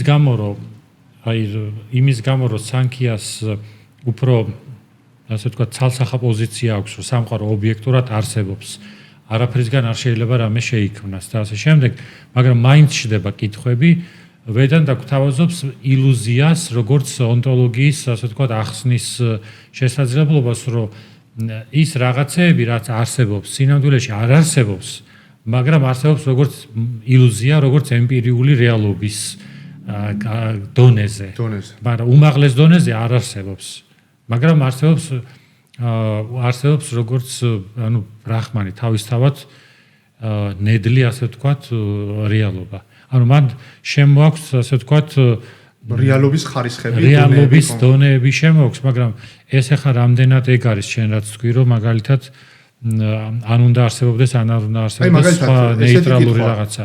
ის გეუბნება, რომ ამ პოზიციიდან ანუ არ არსებობს სხვა პოზიცია, ხო, მაგრამ სუბიექტი ხო არსებობს, ვისთვისაც არის. აი თვითონ მაგ პოზიციას დავაწვეთ ინტელექტუალურად. აი ის ილუზია. შეუქმნელია თუ შექმნილი? ის ილუზია. ანუ სული იყო თუ იყო დრო რო არ იყო? ხო, ანუ ეს ილუზია არის თვითონ რეალობის ძალა არის.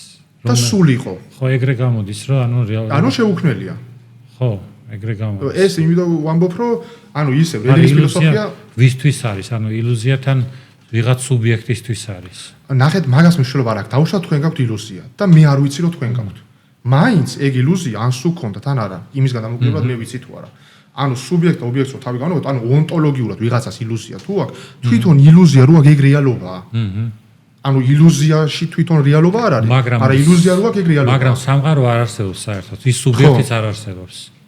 ხო, მთელი პრობლემა ეგ არის რა, ანუ არის ძალიან საინტერესო ის არის, არის მცდელობები ახსნის, ჩავიდე ბოლო დონეზე, უფრო რთულდება, მაგრამ ეგ კითხვა ძალიან ლეგიტიმური და ძალიან სწორი არის, იმიტომ რომ მაშინ ის სუბიექტი, ანუ ვინ არის, ანუ სამყარო, საბოლოო ჯამში ადვაიტავდა დამოსვა, სამყარო ესე ობიექტურად არ არსებობს, ეს როგორც სიზმარი ეგეთი რაღაც არის, არსებობს ილუზიაც მხოლოდ სუბიექტისთვის არსებობს, ხო, ანუ ისიც ასე ვთქვათ, ნახევრად არსებობის სტატუსი აქვს, თან არსებობს და როგორც სიზმარი. საინტერესო და გონებისთვის თულად აღსაქმელი მეტაფიზიკური სისტემაა. უბრალოდ მაგაზე ვიტყვი ორ ამის. ერთი რა არის? აი, რა დაგჭირდება რელიგიის ფილოსოფია. ნებისმიერ რელიგია რო ავიღოთ, ხო ხედავთ ჩვენ რომ აქვს სერიოზული სიღრმეები, ხო ჩადიან ბოლო დონეებზე. ფილოსოფია რაში დაგვეხმარება, ასე ვთქვათ, დავტესტოთ თუ არიან თანმიმდევრულები, ანუ არ უნდა თქვან ურთიერთგამომრიცხავები. რა თქმა უნდა. ისინი თვითონ ტესტავდნენ ერთმანეთს, ანუ ეს სკოლები, ანუ ეხლა სანქია იოგათი რო დავიწყე და ვედანტა აცხადებს იოგას როგორც მთავარ მოწინააღმდეგეს ამ დუალისტურ სისტემას მიაჩნია რომ ეს არ არის ახსნა, სწორი ახსნა და ეს ასე ვთქვათ საერთოდ არასწორი არის. ამიტომ ვედანტა უფრო ჰერმენევტიკულია და ანუ ეშმაკურად ესეთი რაღაც შემოაქვს ძალიან საინტერესოდ რომ იმ ახსნასაც რომ არაფრისგან რაღაც არ შეიძლება ვთქვათ წარმოიქმნას და რეალობების დონეს შემოაქვს თავის სისტემაში, ოღონდ დაბალ დონეზე. და ინტეგრაციას აკეთებს, მაგრამ უმაღლეს ღმერთიც კი შემოაქვს, ანუ ადვაიტავი იშვარა, ოღონდ ასე როგორც ის ვინც კარმას განაგებს, ასე ვთქვათ რა, ანუ მიაგებს სამყაროს ქმნის და ასე შემდეგ, მაგრამ უმაღლეს დონეზე ესეც არ არის. მაგრამ არის ისეთი სკოლები, ანუ ვედანტას ვიშეშ ადვაიკა, სადაც უბრალოდ რეალობაზე მაღლა არის შემოქმედი ღმერთი. ანუ მოდელები ბევრნაირი არის ინდურ ფილოსოფიაში რა. ეს ძალიან დეტალიზირებული. ხო, ამიტომ შეიძლება ზოგიერთი ინდური მოდელი, თქვა, ზოგიერთ ბერძნულს უფრო დაემთხვას, ვიდრე თვითონ ინდურს დაემთხვას. ეგეც ანუ ეგეც საინტერესოა. აქ ჩემი აზრით კარგი იქნება შემოვიდანოთ ესეთი რაღაცა ფილოსოფია რო დაგვეხმაროს. თვითონ ტერმინები, ხო, ანუ ჩვენ ხო ვამბობთ საბოლოო ახსნა. აი, რას ნიშნავს საბოლოო ახსნა? ჩემი აზრით ერთ-ერთი საუკეთესო რაშიც ფილოსოფია არის განმარტებებში. იმიტომ ნახეთ, ნებისმიერ მეტაფიზიკური სისტემა იგება გარკვეული ცნებებით და მის შინაარს თუ არ ვიცით, მაშინ შინაარს გამოცვლილად ვაგებთ სისტემას. რა არის საბოლოო ახსნა? საბოლოო ახსნა, ესე შეგვიძლია განმარტოთ, A არის B-ის საბოლოო ახსნა, თუ A B-ის ხსნის ისე, რომ თვითონ A-ის აღარ აქვს ახსნა.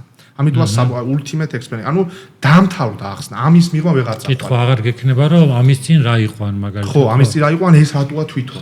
აი, სხვადასხვა მაგ პრიზმით მივუდგეთ ინდუიზმს და ბუდიზმს. მე როგორც ვაკვირდები, მაინც დილეტანტურად. ანუ ისინი ტოვებენ აი ბოლო პირველ საფუძვლელ, ანუ საფუძველ მდებარე კითხვებს ასე ეძახიან. ანუ ისინი ამბობენ, რომ რაღაც ესე არის პირველადი მოცემულობა და მერე ამბობენ, რატო არის და ჩვენ რა უნდა ვქნათ. მაგრამ კითხვა, რომ ის პირველადი მოცემულობა საერთოდ რატოა? ხო, ეს თითქოს გამოტოვებულია.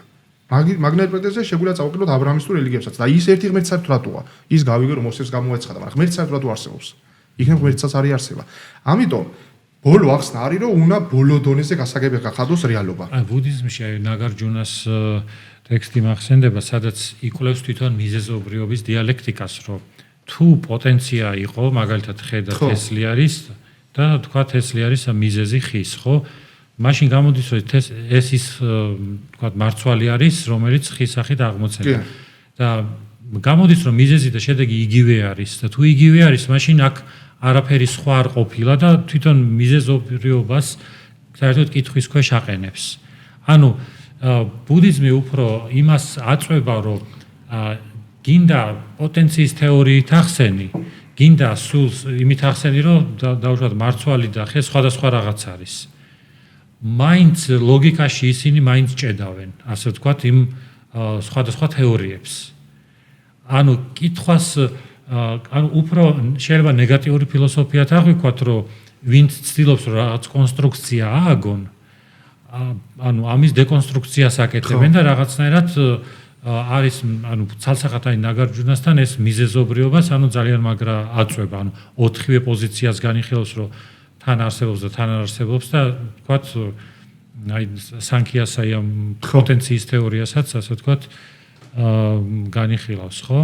და საბოლოო ჯამში ეგ შეიძლება ეგ კონკრეტული მათემატიკა ტრადიცია უფრო იქამდე გადის, რომ შენ შეიძლება შეამოწმო ეს რეალობები, მაგრამ მაინც არა დამაკმაყოფილებელ შედეგს გადიხარ და გონება რაღაცნაირად თითქოს ხელს იღებს ამასე. მაგრამ ეგ უნდა გაიარო. ინტელექტუალური ეგ შერკინება უნდა გაიარო. თავიდანვე ესე ალბათ არა რომ კითხვა არ დავსვა და ინტელექტუალობა ბუდიზმში იოგაშიც ეგეთი ფუნქცია აქვს, რომ ინტელექტი სადარებენ როგორც აი ხეები, რომ ტოტები ერთმანეთს რო ეხებიან, თქო დიდი ქარი არის და ძლიერი ხეხვის შედეგად ცეცხლი წარმოიქმნება და მერე იწვება. მაგრამ თავიდან ხეხვის პროცესი, შერკინება არის. ოკეი. და ის შემდგომ ხდება, ჩაფერფლობა, მაგრამ მანდაც იყოფა მერე სკოლები, ვინ როგორ რაზე აკეთებს აქცენტს, ვინ თავიდანვე ამბობს, რომ აზრი არ აქვს, მაგრამ ვინ მიაჩნია, რომ ხო, მერე ჯერ უნდა გაიაზრო ეს მიზეზობრიობის თემა, რომ სადამდე მიგიყვანს რა. კი, ეგეც საინტერესოა. აი მანდ არის ესეთი ეპისტემური მიდგომაც, აი გუშინ მეგობარს ვისაუბრებოდა, ის მეუბნებოდა, რომ აი ბოლო კითხვებს რატო არ აქვს კვლევას აზრი. ეს პოზიცია ხოა? იმიტომ რომ ვერ ვიპოვეთ პასუხს. ხო, ჰიუმის მაგას ამბობდა, რომ ტყუილად იმტვრევთ ტვინს მეტაფიზიკურ საკითხებზე. ფაქტიურად ან ყველა პასუხი თანაბრად ღირებულია, გონება ოდნავადაც კი ვერ ხვდება, ოდნავ რომ რომელიმე სხვა ჯობია. თუნდაც კანტის ანტინომიები. კი, კანტის ანტინომიები სამყაროს დასაწყისი აქვს მარადიულად, თითქოს თანაბრად მტკიცდება. თითქოს. თანაბრად თუ მტკიცდება, ესე გვერდით ვერ მტკიცდება. ხო. მე არ ვეთანხმები. მე ვფიქრობ, რომ შეიძლება შედარებით აჩვენო, რომ ეს პასუხი მეორეს ჯობია. მაგალითად, იყო დრო რომ არაფერი არ იყო, ამ პასუხს ჯობია რომ რაღაც სულიყო. იმიტომ რომ ასე წარმოიშვა პარადოქსები, რომ არაფრობიდან წარმოიშვა ქრისტიანობაში როგორ არის? ქრისტიანობაში იუდაიზმში ქმნის ღმერთი. ეგეც კიდე მეორე საკითხია, მთავარი რომ დავიჭიროთ იუდაიზმში, ქრისტიანობაში, ისლამში, თეიზმში და დეიზმშიც და მის ყველა ვერსიაში. პირველ საფუძველი ონტოლოგიური და დროით არის ღმერთი. ერთი საგანი, რომელიც სულიყო, აი შეგვიძლია შემოვიტანოთ ესეთი ცნება. ესე იგი, აბრაამისტურ რელიგიების მიხედვით რეალობის ბოლო დონის ახსნა არის ღმერთი. ღმერთი არის ონტოლოგიურად, რეალურად არსებული საგანი. პიროვნება რომ ამ შემთხვევაში დიდად არ გვაინტერესებს, თუმცა ამბობენ რომ პიროვნება და რატო არის ბოლო დონის ახსნა? პირველი ატრიბუტი მიეწერება რომ არის შეუქმნელი, არა დრო უსასოდ რო გადაახვიო უკან, ვერაზროს ვერ მივხვალ ისეთ კონდიციამდე, როცა ღმერთი არ იყო, ღმერთი იყო სული. არის დაუსაბამო, დასაწყისი არ ქონდა. არის ესეთი ტერმინი necessary being, აუცილებლად არსებული. ისე კი არ არსებობს, რომ შეიძლება არ ყოფილიყო, არამედ უეჭველია. დაახლოებით ანალოგია რომ მოვიტანოთ, მაგალითად, თქვენ შეიძლება დაგაინტერესოთ შემასაუბრებმა, შეიძლება არა, მაგრამ სამკუთხედის კუთხეების ჯამი აუცილებლად 180 გრადუსია. იქ არჩევანი აღარ გაქვს. აი ესეა ღმერთთან, ღმერთი უეჭველი არსებობს. ის კი არა რომ არსებობს, მაგრამ შეიძლება არ იარსება, contingency being არ არის. და ასეთი უკვე ნეოთომისტურად ღმერთში არსი ემთხვევა არსებობას. აი ეს არის ნეოთომისტური, მაგალითად, ნეოთომისტურად ჩემი არსი ხო ადამიანური ბუნება. და მე რომ ადამიანური ბუნება მაქვს, აქედან არ გამომდინარეობს, რომ მე ამიტომ უნდა ვარსებობდე. მაგრამ ღმერთში ეგრე არ არის. ღმერთში თუ არის მისი არსი უდრის არსებობას. განსხვავება არ არის. არსი და არსებობა ერთ იგივეა და ამიტომა შეუძლებელი რომ არ იარსებოს. აი ეს არის აბრაამისტური რელიგიების პასუხი რეალობის ბოლო დონის ახსნას. ღმერთი სამყაროს თავისი თავიდან ქმნის, აი მაგალითად ზოგიერთ ინდურ ტრადიციაში ეგრე შეგვიძლია წარმოვიდგინოთ, რომ სამყარო იქმნება ღმერთისგან. თვითონ, მაგრამ ქრისტიანობაში ღმერთი არაფრისგან ქმნის, მაგრამ თან არაფრისგან შექმნაც ისეთი რაღაც არის, ხო? თუ თავისი თავისგან ქმნის. თუ ეგ არ არის მანდაც აი როგორც თქვენ თქვით, აი ისევ ის ხაზია, თქვენ ხო თქვით, აი მაგალითად ინდუიზმში და ბუდიზმში რომ არ არის ერთი ხაზი. აქაც არ არის ერთი ხაზი, რომ ყველა ყოველთვის ერთი და იგივეს ამბობდა. იყო წინასწარ არსებული მატერიის გაფორმების თეორია, პლატონის, ტიმეუსის გაგრძელებით, მაგალითად ორიგენე და ტერტულიანი ამბობდნენ, რომ ღმერთმა უკვე არსებული სამყარო გააფორმა, კი არ შექმნა. შექმნა იმ გაგებით, რომ გააფორმა და არა არსებობაში შემოიყვანა. მაგრამ აი კაბადოკიელი მამებიდან გრიგოლ-ნოსელი, ბასილი დიდი, გრიგოლ ღვთისმეტყველი ნელ-ნელა დამკვიდრდა კლასიკური დოქტრინა ეს creation ex nihilo. ex nihilo, შექმნის დროს არაფერი არ გამოიყენა, იმიტომ რომ არაფერი არ იყო. ეს რომ უკვე თავის-თავისგან ქმნის, ამის ერთი ვერსია ემანაცია. ეს არის უფრო ნეოპლატონიზმში, რომ ეს უზენაესი ერთი გადმოიღვარა. პლოტინესი ამბობს, რომ ის უზენაესი ერთი, რასაც ის ღმერთს უწოდებს და ხენ, ანუ ერთი, იმდენად აივსო, რომ გადმოიღვარა და ამ გადმოღლის შედეგია ჩვენი სამყარო. ესე იგი ლოგიკური რომელი უფრო გეჩვენება, რომ ყოველთვის რაღაც იყო. ყოველთვის რაღაც იყო. ჩემი აზრით, მე მაგ პასუხი ვჯერა. ყოველთვის რაღაც იყო. თვითონ ყოველთვის როცა ვამბობთ, ანუ აქ უკვე დროც უნდა გამოვრიცხოთ. კი. ნუ მაგალითად კრეიგი ასე ამბობს, აი ისევ ღმერთთან მიმართებაში. მაგალითად ჯანგბადი რო გაქრეს, ჩვენ გავქრებით მეცნიერულად. აი ყოფნაზე როგორ შეგვიძლია დროის გარეშე ვიმსჯელოთ? საერთოდ ანუ ხო აღარ გვეძლება საშუალება თუ შეგვიძლია დაუშვათ. აი დრო თუ არ არის, ანუ ყოფნა, ანუ რას გულისხმობს ყოფნა? მაგაზე პასუხს უბრალოდ ვცდილობ, იმიტომ რომ ჩვენ ვიცით რომ მაგაზე ესე არათუ გამზადებული პასუხები ვარაუდები ვინც გამოთქვა იმას დაჭირდა 1000 წლეულები. ისეთ ჩვენ თუ საკითხებს ვევლოდით, ამიტომ მეც ასე ვთქვათ, ვავარჯიშებ გონებას. უბრალოდ აი ეს საინტერესო ასპექტი რა არის? მაგას ვამბობდი რომ ჟანგბადი რო გაქრეს, რატო გავქრებით ჩვენ მეცნიერულად, იმიტომ რომ ჩვენი არსებობა ერთ-ერთი შემნარჩული მიზეზი არის ჟანგბადი. კრეიგი ღმერთზე და შეგვიძლია სხვა რელიგიებსაც მიუღებნოთ, ესე ამბობს. ყველაფერი რო გაქრეს, მაინც დარჩება ღმერთი არსებული. აი ეს კარგად აქ დაჭერილი რომ ესე იგი ღმერთს არსებობა არაფრის არსებობას არ ეყნობა. დანარჩენი ყველაფერი თვითონ ღმერთს ეყნობა. აი ეს არის თეისტური სურათ სამყაროს. ანუ არის ერთი საგანი, რომელიც არსებობს თავისით და დანარჩენი ყველაფერი არსებობს ამით. აი ეს არის მონისტური მარტივი ახსნა რეალობის. მარტივი, იმიტომ რომ ერთ საგანს უშვებს მარტო ასახსნელად. თულია თუ ერთს იმეც დაუშვებ. მაგალითად მულტივერსის ჰიპოთეზით სამყაროს ახსნა არის არამარტივი ახსნა, იმიტომ რომ ამდენ სამყაროს უშვებ, შენ რა იცი იქ რა კანონებია და უფრო რთულდება. დამოუკიდებელი. და სხვა შორის ერთ-ერთი კრიტერიუმი თეორიებს რო ვადარებთ არის სიმარტივე, simplicity, თუ მარტივია, უფრო სავარაუდოდ სწორი. ამას ყველა არ ეთანხმება, მაგრამ ესეც ერთ-ერთი კრიტერიუმია. რაც შეეხება დროს, ანუ ჩვენ რომ ვამბობთ რომ რაღაც სულ იყო, ნიშნავს რომ ჩვენ როგორც შეგვიძლია ეს აღვიქვათ, ანუ ჩვენ გონებაში დრო რო უკან გადავახროთ უსასრულოდ, არასდროს არ იყო მომენტი ან კონდიცია ამ ორ ტერმინსაც, იმიტომ ვიყენებ რომ სხვა სიტყვა აღარ აგვაქვს, რომ ის არ იყო. ეს იგულისხმება არსობრივად. თორე იქ როგორი მიმდინარეობა იყო, რა თქმა უნდა, ვინ იცის. ჩვენ ეს გამოცდილება გვაქვს, აქ როგორი დროც არის. ხო, ყოველ შემთხვევაში მე ამის სარგებლობას აი ისე იმაში ვხედავ, რომ ადამიანზე ეს იმოქმედებს, მე მგონი თუ მომზადებული არის კარგად.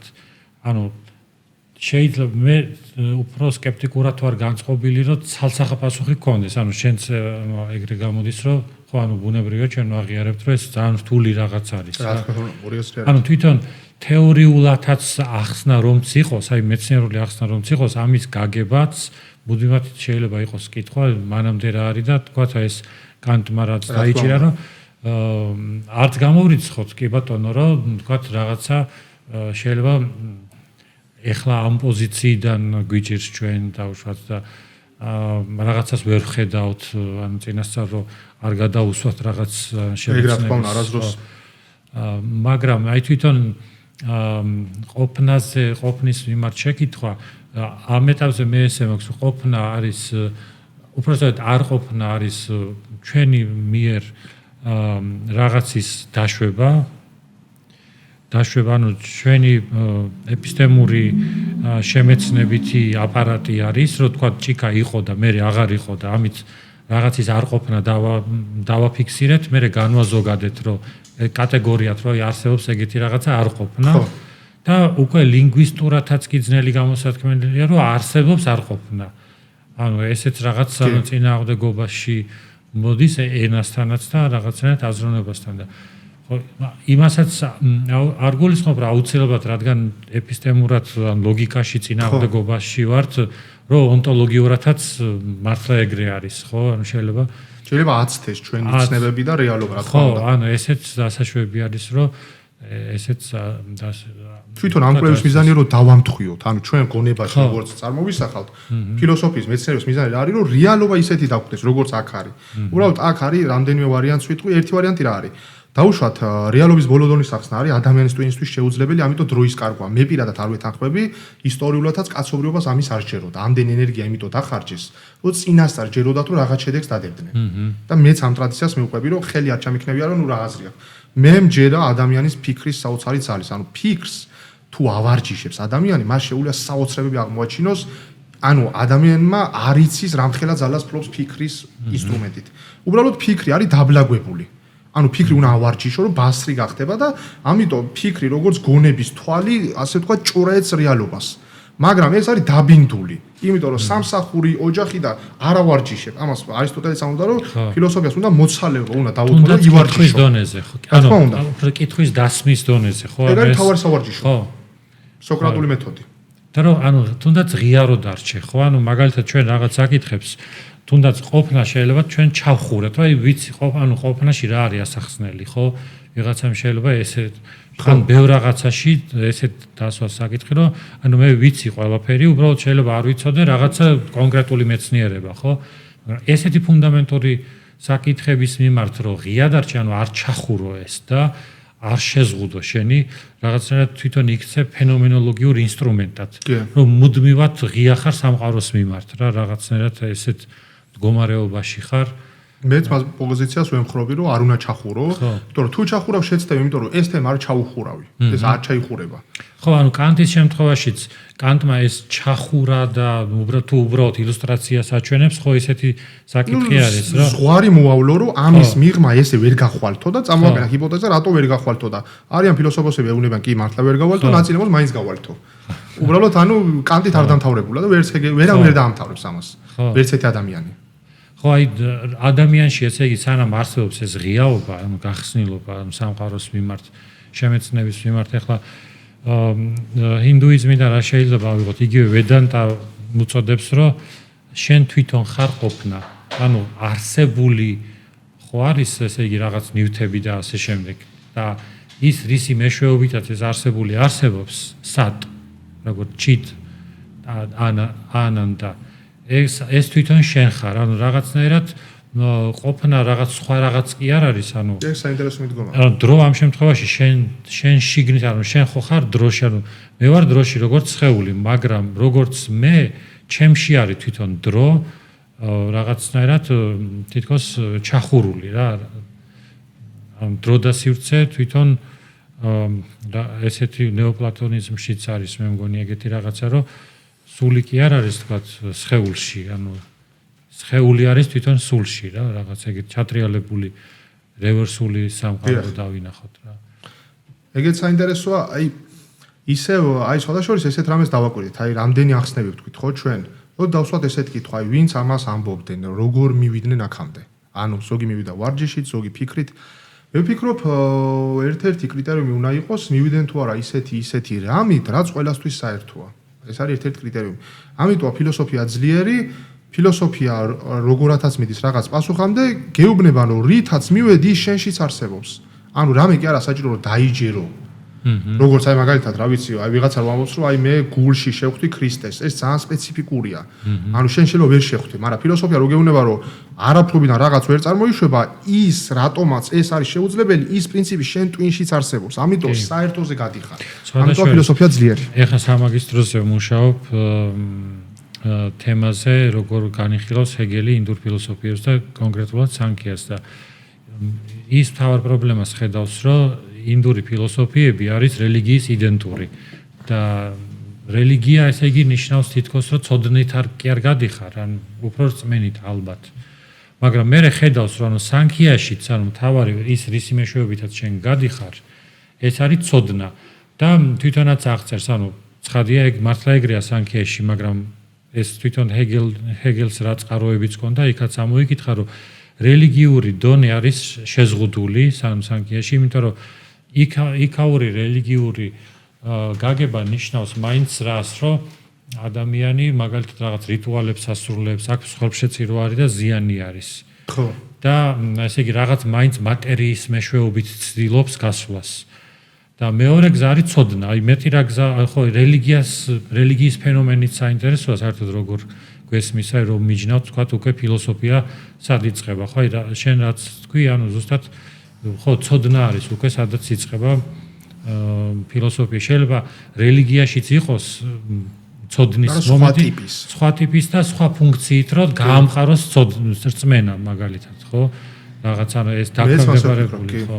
რელიგიაში უფრო თუ დავაკვირდებით, აი ჩემი აზრით ეს მართლა საინტერესო დაკვირვებაა, რომ აი არის რა თქმა უნდა რელიგიები მართლა ფინანსური დაინტერესებით წარმოიშვა და უბრალოდ გარეგნულად სიწმინდეზე და რაღაც ამაღლებულზე საუბრობს, მაგრამ თუ ძირითად რელიგიებს ავიღებთ, ყველას დასაწყისში მოხდა რაღაც უცნაური, ანუ unexpected რაც არის, რასაც არ ელოდი იდეაში. ანუ მე ხო თქვი, რა ვიცი, მე ვფიქრობ თქვენს გაგიკვირდებათ, მე რო ხვალ გამოვიდა და სერიოზული სახით თქვა, რომ არისტოტელეს რეინკარნაცია ვარ. ანუ მე 100,000 წელი რო ვიარსებო, ეს აზრი გონებაში აზრათაც კი არ მომივა. და ვიღაცებს რო ესეთი აზრი დაებადათ და მე მართლა დაიჯერეს და ხალხი გაყვა, ეს არ არის ადვილასახსნელი, არც ფსიქოლოგიურად, არც მეცნიერულად, არც ისტორიულად, არც ფილოსოფიურად, მაგრამ მაინც ხდება. ესე იგი რაღაცა მექანიზმი მუშაობს დედამიწაზე, რომ ეს თან ურთიერთგამომრიცხავი, ესეთი საინტერესო სიღრმისეული რელიგიები წარმოიშვება. რანაირად? ეს არ არის ჩემს დადვილი საკითხი და ეს ბანალურად ვერ აიხსნება. მაგალითად ვერ აიხსნება იმით, აი God of the Gaps approach ვარი, რომ ადამიანმა რაღაცები ვერ ახსნეს და გამოიგონეს ღმერთები. ეს ძალიან ბანალურია. ამით უამრავი რელიგიური ფენომენი ვერ აიხსნება. ამიტომ რელიგიები მართლა ძალიან უცნაურია, სეკულარული გადმოსახედანაც კი არ არის ესე ბანალურად, რომ მეცნიერება განვითარდება, რელიგია გაქრება. ეს ადამიანის სხვა განზომილებაა, იმას ვერ ჩაანაცვლებ რელიგიით. მეცნიერება განვითარდება, უფრო მეც ახსნის, მაგრამ რაღაც არეალები მის მიღმა დარჩება მაინც. აი ლუდვიგ ვინგენშტაინს ჰქონდა ესეთი ფრაზა, მეცნიერებამ ყველა კითხვას პასუხი რო გაცეს, მაინც დარჩება კითხვები პასუხგაუცემელი, იმიტომ რომ ყველა კითხვა თვითონ მეცნიერული არ არის. ხო. და ეპისტემოლოგიაში ჩვენ ხო ვისწავლეთ, ყველა მეთოდს აქვს ლიმიტი. ნებისმიერ მეთოდს აქვს ბუნება და ის არის ბუნებით შეზღუდული. აი მაგალითად, ტელესკოპით ვერ დაინახავ ატომს, მიკროსკოპით დედამიწიდან დაშორებულ რეგიონს და ფიქრით როგორ გამოიყურება დაშორებული რეგიონი. არადა სამი მეთოდია. ანუ რაღაც მეთოდი ამას წვდება, ამას ვერა, რაღაც მეთოდი ამას წვდება, ამას ვერა. მეცნიერება ყველა მეთოდი რო აიღო, ანუ რეალობის დიდი სურათის, ანუ ტოტალური აღწერის რაღაც ნაწილს წვდება. ეს სულ მიღმარჩება. და ეს რელიგიები და ფილოსოფიები არის მეტაფიზიკური სისტემები, რომლებიც რაც მეცნიერებამ აღმოაჩინა, თითქმის ყველა უთავსდება. ანუ მეცნიერება ვერც ადასტურებს და ვერც უარყოფს ამათ.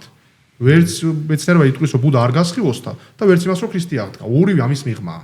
კი, რაღაც კონტაქტი არის, მაგრამ არა, ხო, მართლაც არა თუ მეცნიერება. ამიტომ ბოდიში ერთი წინადადება სხვა დონეზე გადაწყდება, ისინი სწორია თუ არა. აი, მაგის გადაწყვეტის მიმართ ჩემი სკეპტიციზმი იმაშია, რომ ანუ თავიდან ახლა როცა ადამიანი იწყებს აღმოსავლურ ფილოსოფიაში ჩახედვას, თითქოს იქ რაღაცნაირად ერთგვაროვნება არის. რომ აი რაღაც შეთანხმება არის, ეს არის გასხივოსნება. მაგრამ ისევე როგორც თქვა, ბერძნული ფილოსოფიები და ზოგადად ფილოსოფიებში მრავალფეროვანი აზრი არის, იქაც არის მრავალი შეხედულება, ერთი მეორეს ამზე ამბობს, რომ ის გასხივოსდა, მაგრამ სტარი გასხივოსნება არის, ან საერთოდ არ გასხივოსნება. როგორ რთულია მანდ გაარკვევა რა ხდება. ხო, იმიტომ რომ ამდენი ეს ამაზე ამბობს, ეს გამორიცხავს, ის იმაზე ეს სწორი არ არის, ძალიან რთულია, ეგ ფაქტობრივად უფრო გაბნევს. საბოლოო ჯამში ახლა მაგალითად აი რო ავიღოთ მაგალითად ბუდას გასხივოსნების მთავარი ნიუანსი. ის რომ წინაცხოვრებები გაიხსენათ და ის რომ კარმის მუშაობა დაინახა, ეს საყოველთაო არის ახლა მორალური მიზეშედეგობრიობა ყველა რელიგიაში არის მეტნაკლებად. ეს არაფერი გასაკვირი არ არის, ექსკლუზიურად ბუდისტური არ არის. ანუ ბუდისტური მთავარი კონცეფცია არის, რომ მე რა სახით ვარსებობ. ანუ მესონტოლოგია. და აქ რას ამბობს, რომ მე არ არსებობს უცვლელი სახით. ანუ ესე რომ აი სადღაც ფიქსირებული გიორგი ბერძენიშვილი ან ბაქარ ქავთარაძე რო იყოს, ეგეთი არ არის. ის არის რაღაც მომენტების ურთიერთქმედება, ან სამსკარების და ვედანა და ასე შემდეგ, შეგრძნებების და ასე შემდეგ, რაღაც მომენტში, ანუ რაღაც გამოცდილებების ერთობლიობა არის, ანუ ის რასაც ჩვენ მეს უწოდებთ, ხო? ესეთ აი ეს არის, ასე ვთქვათ, ექსკლუზიურად, ანუ უფრო სპეციფიკურად ბუდისტური ახსნა, რომ ეს რა გამოდის, რომ ბუდა ამბობს, რომ მე ვამბობ, რომ ანუ მე და რეალობა არის ეგეთი, შედგება აი ესეთი მომენტებისგან, რომელიც არ არის რაღაც ერთი მარადიული და უცვლელი მთელობა არ არსებობს. ეგეთი და ამის აპირისპიროდ თქვათ არის თქვათ ტრადიცია, ატმანის ტრადიცია, რომ პირიქით არსებობს უცვლელი და მარადიული, ანუ საწყისი და წერტილი, ან ზოგი ამბობს ორი მარადიული. ესე იგი ყველა ამბობს, რომ მე ცოდნით დავინახე რეალობა. ეს არის ხო რომ გამომეცხადა ვიღაცამ და თქვა, რომ ატმანი არსებობს, ან თვითონ განჭრიდა. ხო, ამბობს, რომ ანუ მე დავინახე, ანუ მე ვარ მხედველი. ანუ თვითონ იოგაშიც ამას ქვია, ანუ ვივეკინი, ანუ მხედველი ვარ. რეალობას ვხედავ უბრალოდ რა.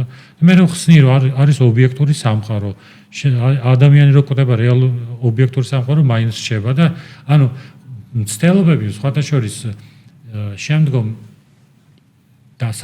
იმის დასასაბუთებლად სინამდვილეში რა არსებობს, უკვე შემოიღეს, ანუ ეს მათ შორის ლოგიკური არგუმენტაცია, ცალკე აი უკან რო აწყვია, ხო ალბათ 1-5-6 ტომი ინდურ ფილოსოფიებში არის ლოგიკები.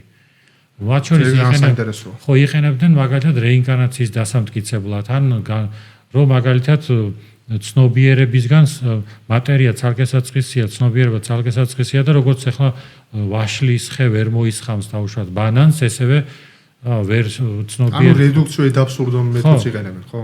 მათ შორის ამასაც კი, რომ მაგალითად რედუქციო ან აბსურდამდე დაყვანის მეთოდს იყენებენ იმაში, რომ მაგალითად მიზეს შედეგობრივ მორალურ კარმას როცა განიხილავენ, რომ მაგალითად თუ ადამიანი ერთ რაღაცას ერთი მკვლელობის შედეგად, ან ერთი კურდობის შედეგად მრავალჯერ დაიბადება და გეომეტრიულ პროგრესიას იღებს. მაშინ იმას მუდმივად გამრავლდება მომავალი ცხოვრების პოტენცია, რაც უნდა მოიხადოს სასჯელის სახით და ფიზიკურად დრო შეუძლებელი იქნება, სადაც გაქვითავდა ამ თავის ანუ არათანმიმდევრულობა ამ ხაზში. მათ შორის, ხო. ეს უკვე ფილოსოფიაა.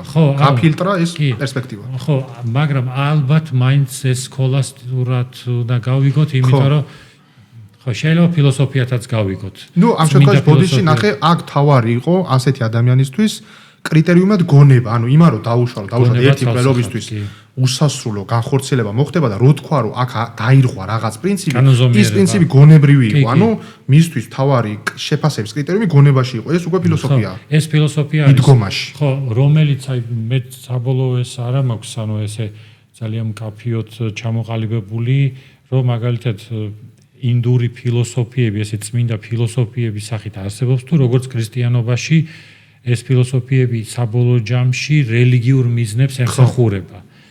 ხო, იმიტომ რომ ესეც ხო გააჩნია როგორ შევხედავთ და რა საზომს ავიღებთ, ხო, ანუ ეგეც ხო. ზოგჯერ იქით გადავა, ცოტა გამოეყოფა, ესე ფიქსირებულად არ არის. ხო, მეც მაგითო ღიად უყურებ, ანუ ამ საკითხსაც ღიად უყურებ და რაღაცნაირად ესეთი ცოცხალი დამოკიდებულება მაქვს რა, ანუ ჩაკეტილად არ უყურებ, რომ ეს დინამიურად რო, ანუ ფაქტიურად ჩვენ ზოგადად რას ცდილობდა კაცობრიობა, ხო, ანუ არის კითხვები, რომლებიც აშკარად, ნუ ამ შემთხვევაში კანტი ამ გაგებით სწორი იყო, რომ ჩვენ აღვემატება, იმ გაგებით აღვემატება, რომ ესე ვერ მიხვდა და ვერ აიღებ ამ პასუხს. ანუ აქ არის ლაპარაკი გიგანტი გონებების 1000 წლოვანი ენერგია დაიხარჯა და ჩვენ ახლა მათი შრომის შედეგების მცირე პროცენტებს ვწვდებით და ვამბობთ. ანუ ეს არის ისეთი საკითხები, რომლებზეც ვარაუდი რო არსებობს, ესეც კი წარმატებაა. ხო, რა თქმა უნდა. ეს ეპისტემურად თუ მიუდგებთ, აქაც სწორი კრიტერიუმი უნდა გქონდეს. ანუ ესე არ არის, რომ 100%-იან თუ არ დაამტკიცებთ, ყვილად გიკვლევიათ, არასწორი მიდგომაა. ხო, რა თქმა უნდა. როგორც აი მაგალითად ახლა უისიან ბოლტმა რომ ვერ გაასწროს ბუგაც, არნიშნავს, რომ წარუმატებლად გარბის. იმიტომ რომ უისიან ბოლტს ბუნებითად არ შეუძლია მანქანას სწრაფად ირბინოს. ანუ სწორი მოლოდინი უნდა გქონდეს ადამიანისგან. მეორე უკიდურესობაა ჩვენი გონება სუსტია, ვერაფერს ვერ იზამს. მე ვფიქრობ ძალიან ძლიერია.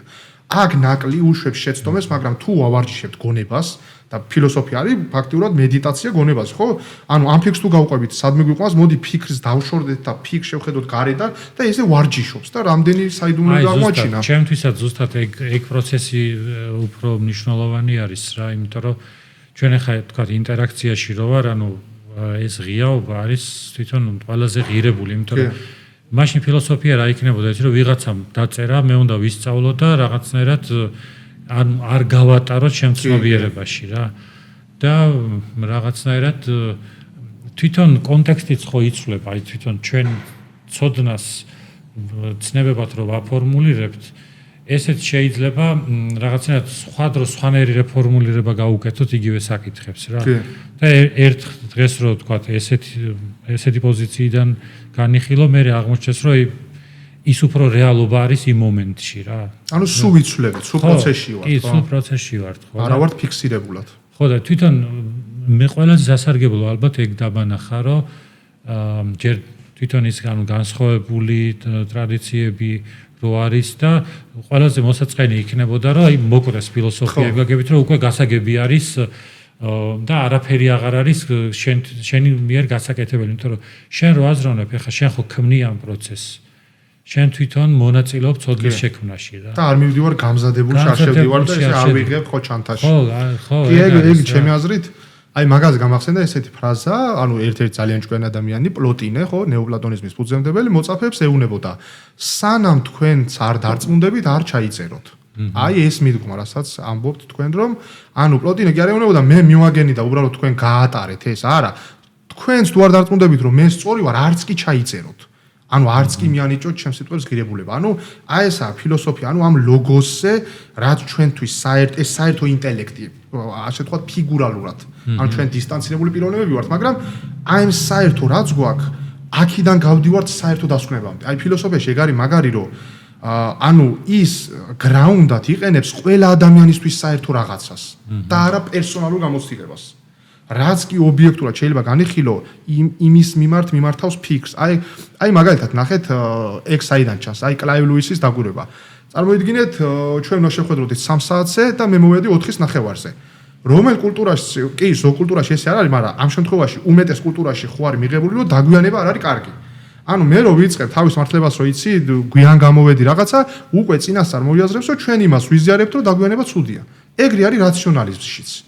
ანუ რაღაცებს უკვე წინასწარ, რასაც ჩვენ თანხმდებით, იმისთან გამომდინარე ვამბობთ, რა გამომდინარეობს.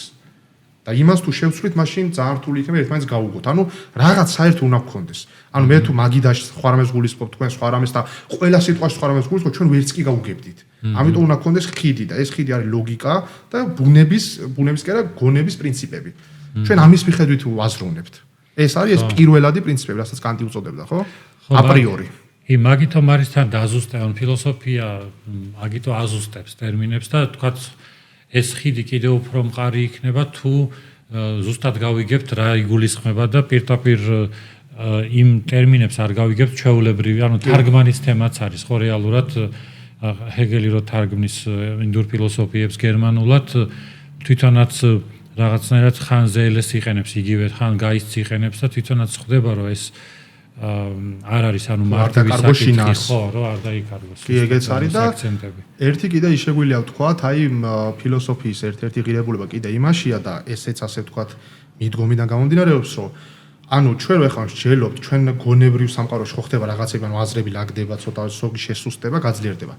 ანუ ჩვენ გვჯერა რომ ეს გონების სამყარო ემთხვევა რეალურ სამყაროს. ანუ ესაა ძალიან მნიშვნელოვანი. იმიტომ რომ ადამიანს თუ ჯერა რომ აქ რაც უნდა ლამაზად აზრებით აალაგოს, საერთოდ არ აქვს შეხება რეალობასთან, მაშინ ეს უბრალოდ გონების ვარჯიშია.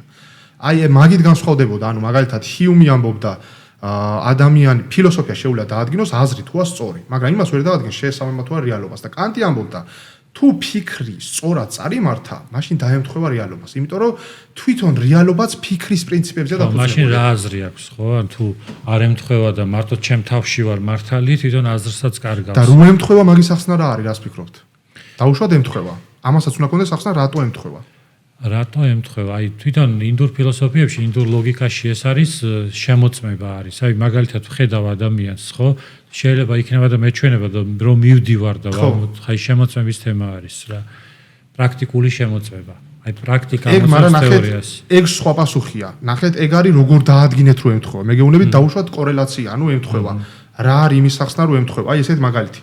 მათემატიკოს დაფაზე თვლის ფორმულებს და საერთოდ რეალობასთან შეხება არ აქვს ემპირიულად. და თუ სწორად გამოთვალა, ხო, პასუხს მე როწავა გადამოწმებაში ის დახვდება. აი რატო დაემთხვა დაფის სამყარო და რეალობა? ეს უკვე ალბათ კანტიანურად აპრიორული კატეგორიების მიხედვით არის ინტერსუბიექტური რეალობა, რაც ყველა ცნობიერებისთვის საერთო არის. ანუ კანტი ალბათ ეგრე გვეთხოვდა, რომ იმიტომ ემთხვევა თუნდაც მათემატიკა რატომ მუშაობს? ხო, რატომ მუშაობს? ხო, ეს თავის თავს ამოწმო, რომც არ შეამოწმო, აი ეხლა ინდური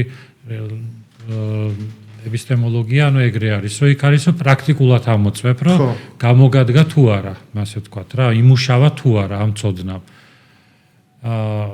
მაგრამ თვითონ კანტი ხვდება, რომ მაგალითად მათემატიკა თავისთავად მუშაობს, მაგრამ მაგამდე ხო მაინც ემპირიული გზა არის გასავლელი. მაგრამ მაგისგან დამოუკიდებელია, თქვენ მაინც სხვაგან მიდიხართ. ანუ ის რომ ემპირიულად გადამოწმებ, რომ სწორია, დამოუკიდებელია იმ საკითხისგან, დაფის სამყარო და რეალობა რატო დაემთხვა? ჯერ დაემთხვა და მერე დაადგინე ემპირიულად. რომც არ დაგედგინა, მაინც დაემთხვა.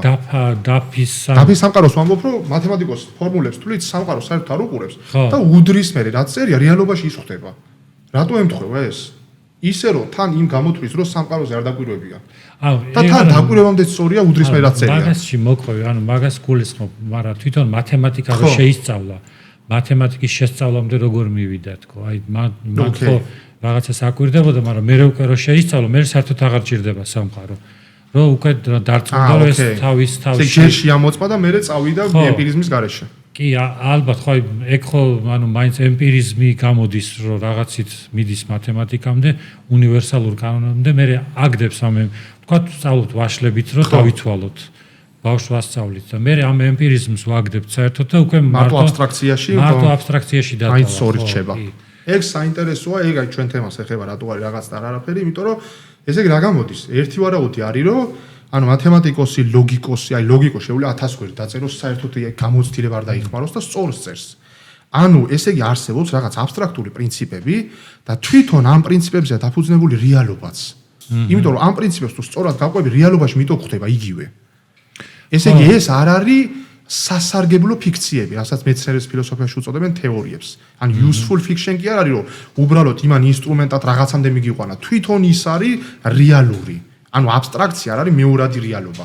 პირიქით შეიძლება მატერიაზე უფრო რეალურია. უფრო რეალურია, მაგრამ უბრალოდ ემპირიულად მივდივართ ამის შემეცნებაზე, რომ ის არის. ეხლა რის გამოიწონებს მაგალითად ჰეგელი ინდურ ლოგიკას, ანუ ნიაიას სისტემას, რომ ვთქვათ, არისტოტელესთან ჩვეულებრივი სილოგიზმი როგორ არის, რომ ვთქვათ, ყველა ადამიანი მოკვდავია, რაღაც ზოგადი არის და მე სოკრატეც ადამიანი და მაშას ადამიანი სოკრატე მოკვდავია. ინდურ სილოგიზმში არის 5 თანამწვარი. ჯერ ემპირიული გზით მივდივართ, რომ ანუ ჩვენ ვიწყებთ, რომ ყველა ადამიანი მოკვდავია, ხო? უკვე ზოგადია, ხო? უკვე ზოგადი არის და საიდან ვიცი და ანუ მაქამდე მისასვლელი 2 თანამწვარი აქვს ემპირიული ინდურ ლოგიკას. რამანაცხვა, ხო თუ რომელი იყო მაგალითში მეც საკითხული მაქვს, ეგ 5-თესიანი. რამანა მოკვდავია? რამა მოკვდავია. ხო, რამა მოკვდავია. ხო, ეგ უკვე ხო ის არის სოკრატეს ანალოგიით. ხო, რომ იქ არის ანუ კლასიკურში არის, რომ აი თქვათ რადგან ცეცხლი არის, ესე იგი სადაც ცეცხლი არის, იქ კვამლი არის და ანუ მე პირიქით ინდუქცია და მე რედუქციის გზით ხო მედის დასკვნამდე და ჰეგელი ესეთ რაღაცას ამბობს, რომ 1823-24 წლის ლექციებში, იმიტომ რომ მე 27-28 წლის ლექციებში ცოტა შეცვალა თავის დამოკიდებულება. ეგ არ შემიმოწმებია, რომ მან დამობს, რომ მაინც აი ინდური ლოგიკა ემპირიდან გამოდისო და არა თვითონ ცნებიდან არ გამოყავთო. და აი ეს ნაკლად ჩაუთვალა თუ ღირსებად? ნაკლად, იმიტომ რომ მაგალითად ადამიანისთვის შენ ემპირიულად ვერასდროს ვერ გაიგებ, რას ნიშნავს ადამიანი. ანუ როგორც ცხოველს გაიგებ, მაგრამ რაისაც ჩვენ აი ესეთი გაგებით, აი ადამიანს უწოდებ, თქვა სუყე გაგება ხო ვერ მიყვარს. აი ხელოვნების გაგება, ხო, რაცანა ბევრი კინოს უყურო, ხო, ბევრი კინოს ხურება, ემპირიული გამოცდილება არ არის იმის, რომ მე ხელოვნების ცნებას წვდები. და ეგ რაღაცნაირად მეტაფიზიკური განზომილება, რომლისგანაც მე ანუ ეს შეიძლება აღზრდა კი მნიშვნელოვანია ამის ცნობამდე, მაგრამ მე ცნებიდან უნდა გამოვიყვანო და რაღაცნაირად ხელოვნების ცნებას რაღაცნაირად თვითონვე ქმნის მაგალითად ფილმის კრიტერიუმებს. ან აი რაც გულისხმობ, იცი რომ შეიძლება ახალი ისეთი კინო გადაიღოს ვიღაცამ, რომელიც საერთოდ არ ჯდება აქამდე არსებულ ცნებაში. კინოს შესახებ. პირიქით რაღაცნაირად გააფართოვოს და ცნებამ თავის თვითონ დაადგინოს, რომ ეს არის კარგი კინო. თვითმდგენი ცოცხალი ანუ მაგ პოზიციას გულისხმობს, რომ იქ რაღაცნაირად სილოგიზმი თუ დაინახა, ესე იგი უნდა იყოს აუცილებლად ცნება, მაგრამ ცნება მიაღწია თავის განვითარებას, თუ ის თვითონ არის შემოქმედებული. ანუ თვითკმარად დაადგინა რაღაცა. ხო, რა, აი ჩვენ ძირითადად ანუ სიკეთის ცნებაზეც ახლა რასაც სოკრატე დავუშვათ იკლებს, ხო, მან ხო ფორმულა არ არის ეგეთი, რომ ეს სამართლიანობა რა არის. მან თვითონ ცნება კონტექსტი, თვითონ ცოცხლად თან იმასაც ვერ უარყოფთ, რომ საერთოდ არ არსებობს სიკეთე და სამართლიანობა, მაგრამ ეგ არ არის რაღაცა მეცნიერულად გაზომვადი რაღაცა რა. ანუ დადგინდა პროცესში ეს პროცესში რაღაცა ხო ეგეთი ის არის. აი მაგაზე შემიძლია ესეთ რაღაცა ვთქვა, რომ აი ჩემი აზრით ხო რამდენი შემეცნების თეორია, ერთ-ერთი საინტერესო არის ჩვენასაც ვშელობთ, ანუ ონტოლოგია როგორ არსებობს რაღაც, ესა პირველადი დროით და არსობრივად და მეორეა ჩვენ როგორ შეგვიძლია ის გავიგოთ, ხო? ყველაფერს მიემართება ეს. არის ესეთი შემეცნების თეორია, რომელიც ამბობს, რომ ონტოლოგია განსაზღვრავს ეპისტემოლოგიას. ანუ როგორ არსებობს საგანი, ეს განსაზღვრავს იმას, როგორ შეიძლება მის შემეცნება. თუ ეს სწორია, ბევრ რაღაცებს კარგად ხსნის, ანუ მაგალითად, რეალობის ბოლო დონეები ისი არსებობს, რომ ის განსაზღვრავს იმას, რომ მეცნიერულად ვერ მიწვდები.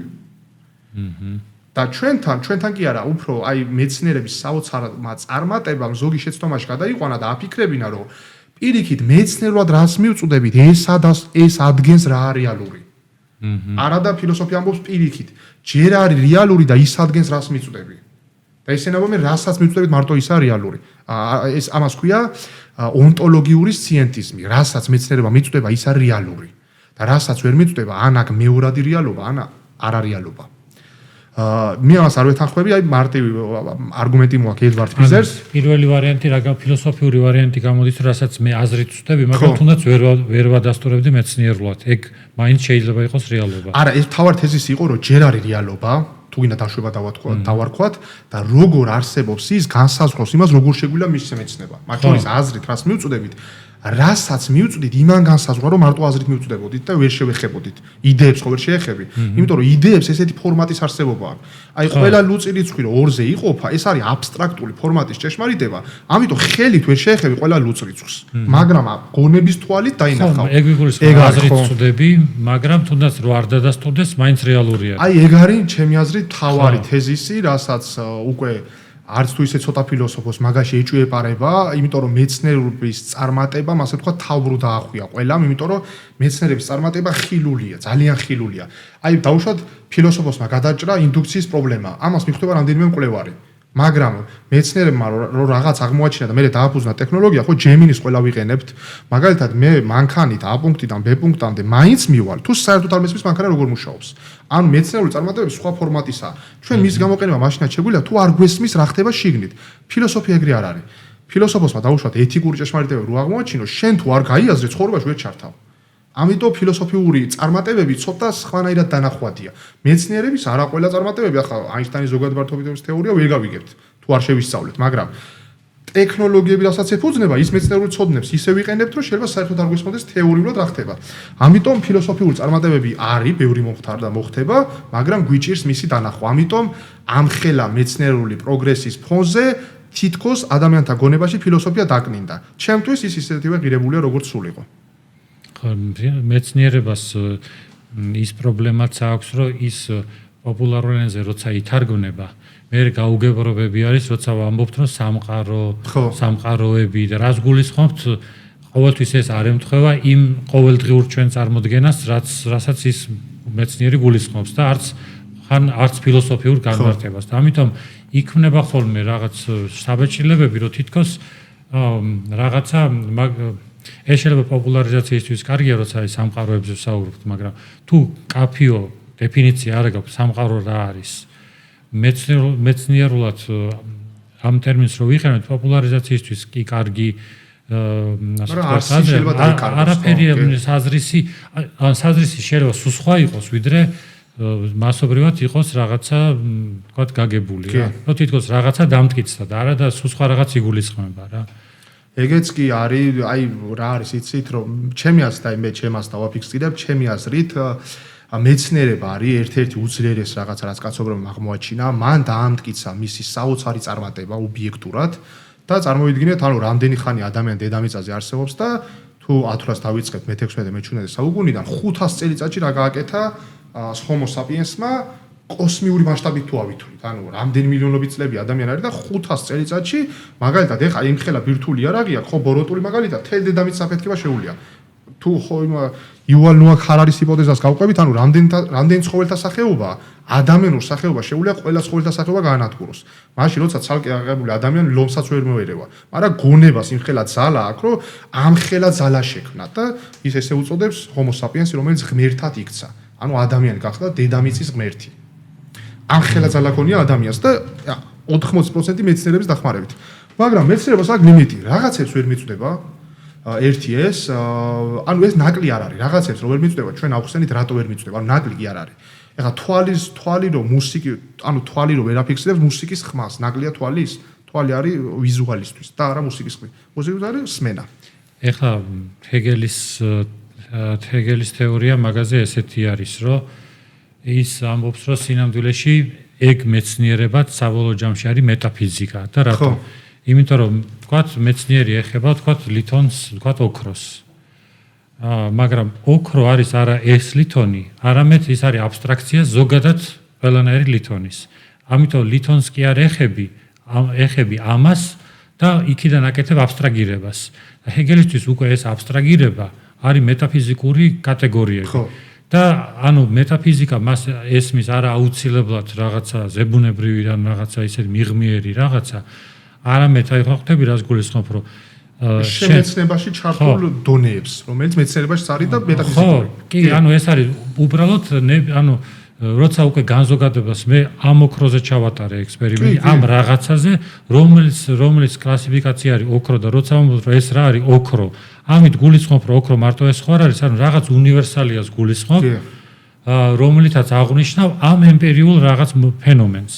შესაბამისად, ამით უკვე ის რასაც ფილოსოფიას გულისხმობს, ესეც უკვე ფილოსოფია არის, ამიტომ შეიძლება ზოგიერთმა მეცნიერმა თვითონ ვინც არის ის კონკრეტულად ფილოსოფია რა. მაინც იყენებდეს მას, ისე რომ ვერაცნობიერდეს. იყენებდეს და წინააღმდეგი იყოს და ეგონოს რომ ეს აუცილებლად უპირისპირდება და რაღაცა სხვანაირი. კი, ნამდვილად. ხო, ეგეთ მაშინ დამოკიდებულება ორი მიდგომაა არსობრივად, მაგას სხვა ფილოსოფოსებიც ამბობენ, მაგას აქვს რამდენიმე მიზეზი. ერთი არის რომ ასე ვთქვათ, წმინდა ემპირიზმი არ არსებობს. რატო? მეცნიერულად ჩვენი გრძნობის ორგანოები, ანუ დაკავშირებულია ნერვული სისტემით ტვინთან.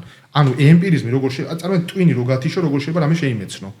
ანუ ის მაინც ფიქრში უნდა გაატარო. ზუსტად. ამიტომ ეს პირველი ასპექტი ყველაზე არსობრივი, მეორე ექსპერიმენტს რო ჩაატარებ 10 და მიიღებ ერთი და იგივე შედეგს და რო ამბობ რომ იგივე პირობებში თუ ჩავატარებ ისე იგივე შედეგს მივიღებო, კლასიკური ჰიუმის ინდუქციის პრობლემა, ხო? ისევ განაზოგადე. ანუ შენ გჯერა ეს ბუნების უცვლელობის, ანუ იგივე სიტუაციაში სხვა შედეგი რატო არ დადგება, საიდან იცი?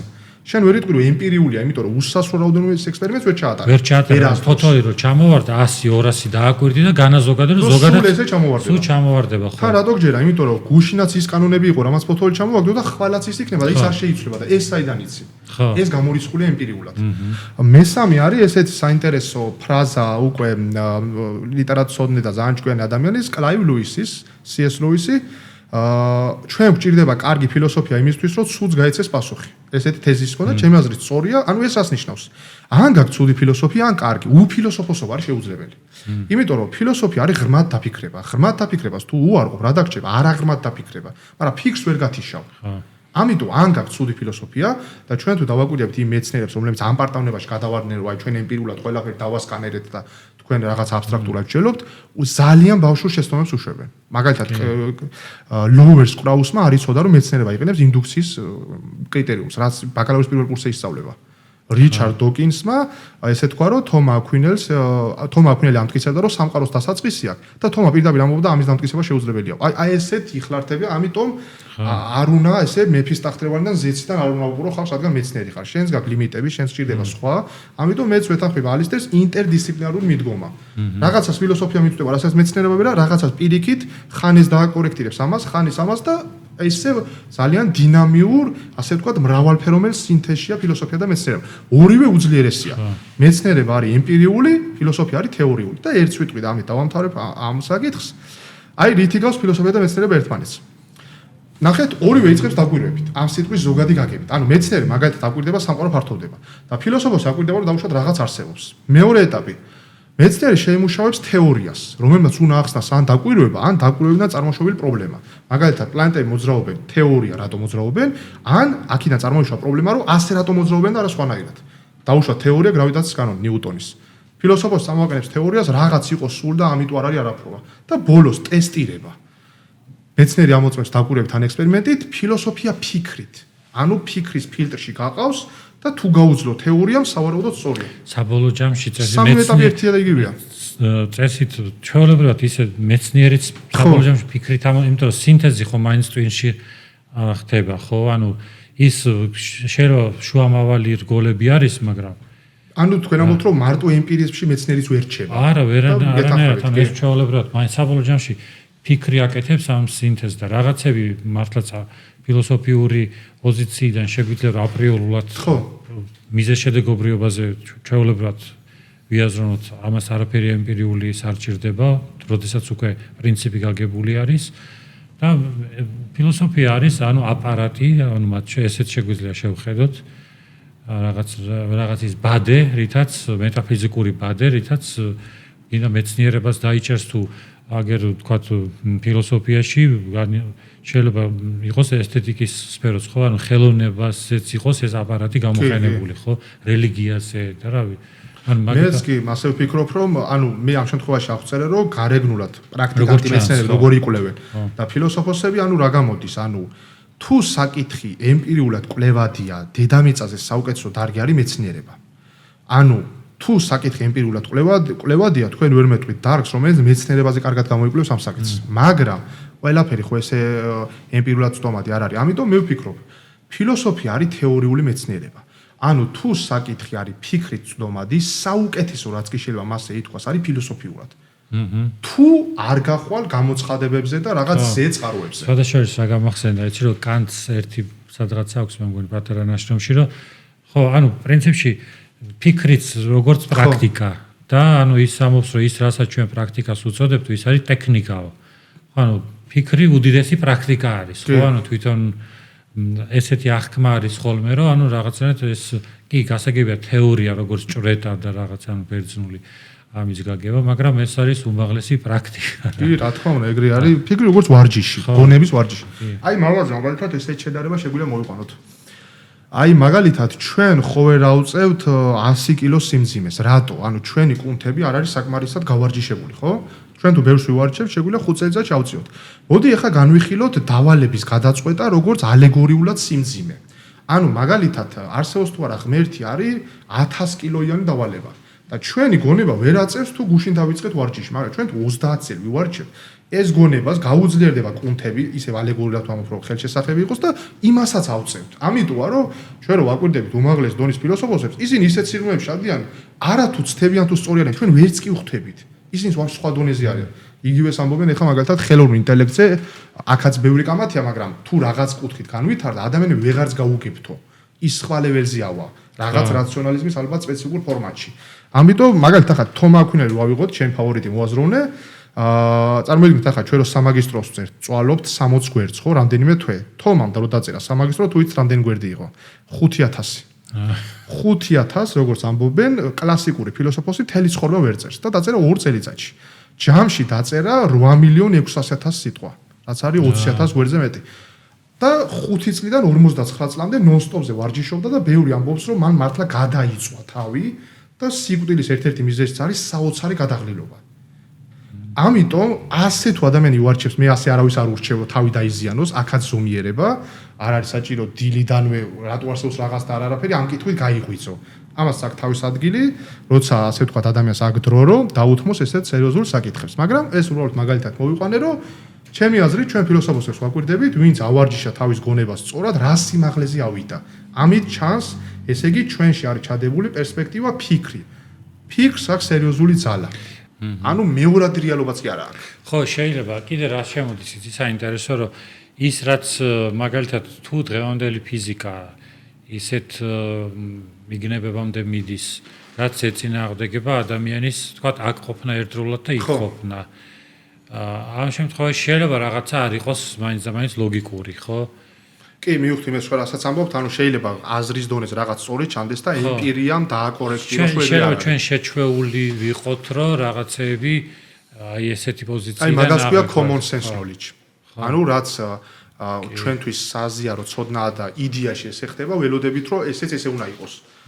კი, რა თქმა უნდა, ფილოსოფიაც არ არის უცდომელი, შეიძლება შეცდეს და მეცნიერებამ დაამტკიცოს ისევე როგორც პირიქით. ამიტომ სულ ვარჯიშია, ჩვენ ხო ფიქსირებულად არ ვამბობთ. იქნება თუ მოხაზავს თავის ფარგლებს რა, აი ამ ფარგლებში ვხედავ ასე. მაგის თულია, იმიტომ რომ ნახეთ, ფილოსოფია რომ რაღაცამ შეელობს, ესე ატომურად არ დაყოფს, რომ აი ეს ყველაფერი ემპირიულად ვერასდროს ვერ გადამოწმდება. ანუ ის მიდის აზრში და შეიძლება რაღაც 2% 2300 წელს მეცნიერებამ გადაამოწმოს, 98 დარჩეს. ეგრე შეუძლებელია, ანუ ფიქს ვერ გააჩერებ, ის მიდის და რომჯეროდენ ატომებზე იმან რა იცოდა, რომ მერე აღმოაჩენდნენ. ან მაგალითად დიდებეთქების თეორიის კლასიკური ვერსია რომ ამოს რომ სამყაროს დასაწყისი აქვს, ამას ამბობდა იონე ფილოპონოსი, რა იცოდა რომ მეცნიერული გახდებოდა რაღაც დოზით მაინც. ის მიდიოდა ფიქში, თურმე რაღაცები ემპირიულად გადამოწმდა. ალბათ რაღაცეებია ვერასდროს ვერ გადამოწმდება, იმიტომ რომ თვითონ მათი არსებობის ფორმატია ზეემპირიული და აბსტრაქტული და ამიტომ აი კანტის ლოგიკა რომ დასაწყისით სამყაროს ვერ ექნება დასაწყისი და სამყაროს ექნება დასაწყისი ეს თანაბრად ლოგიკური არ არის ხო შენთვის?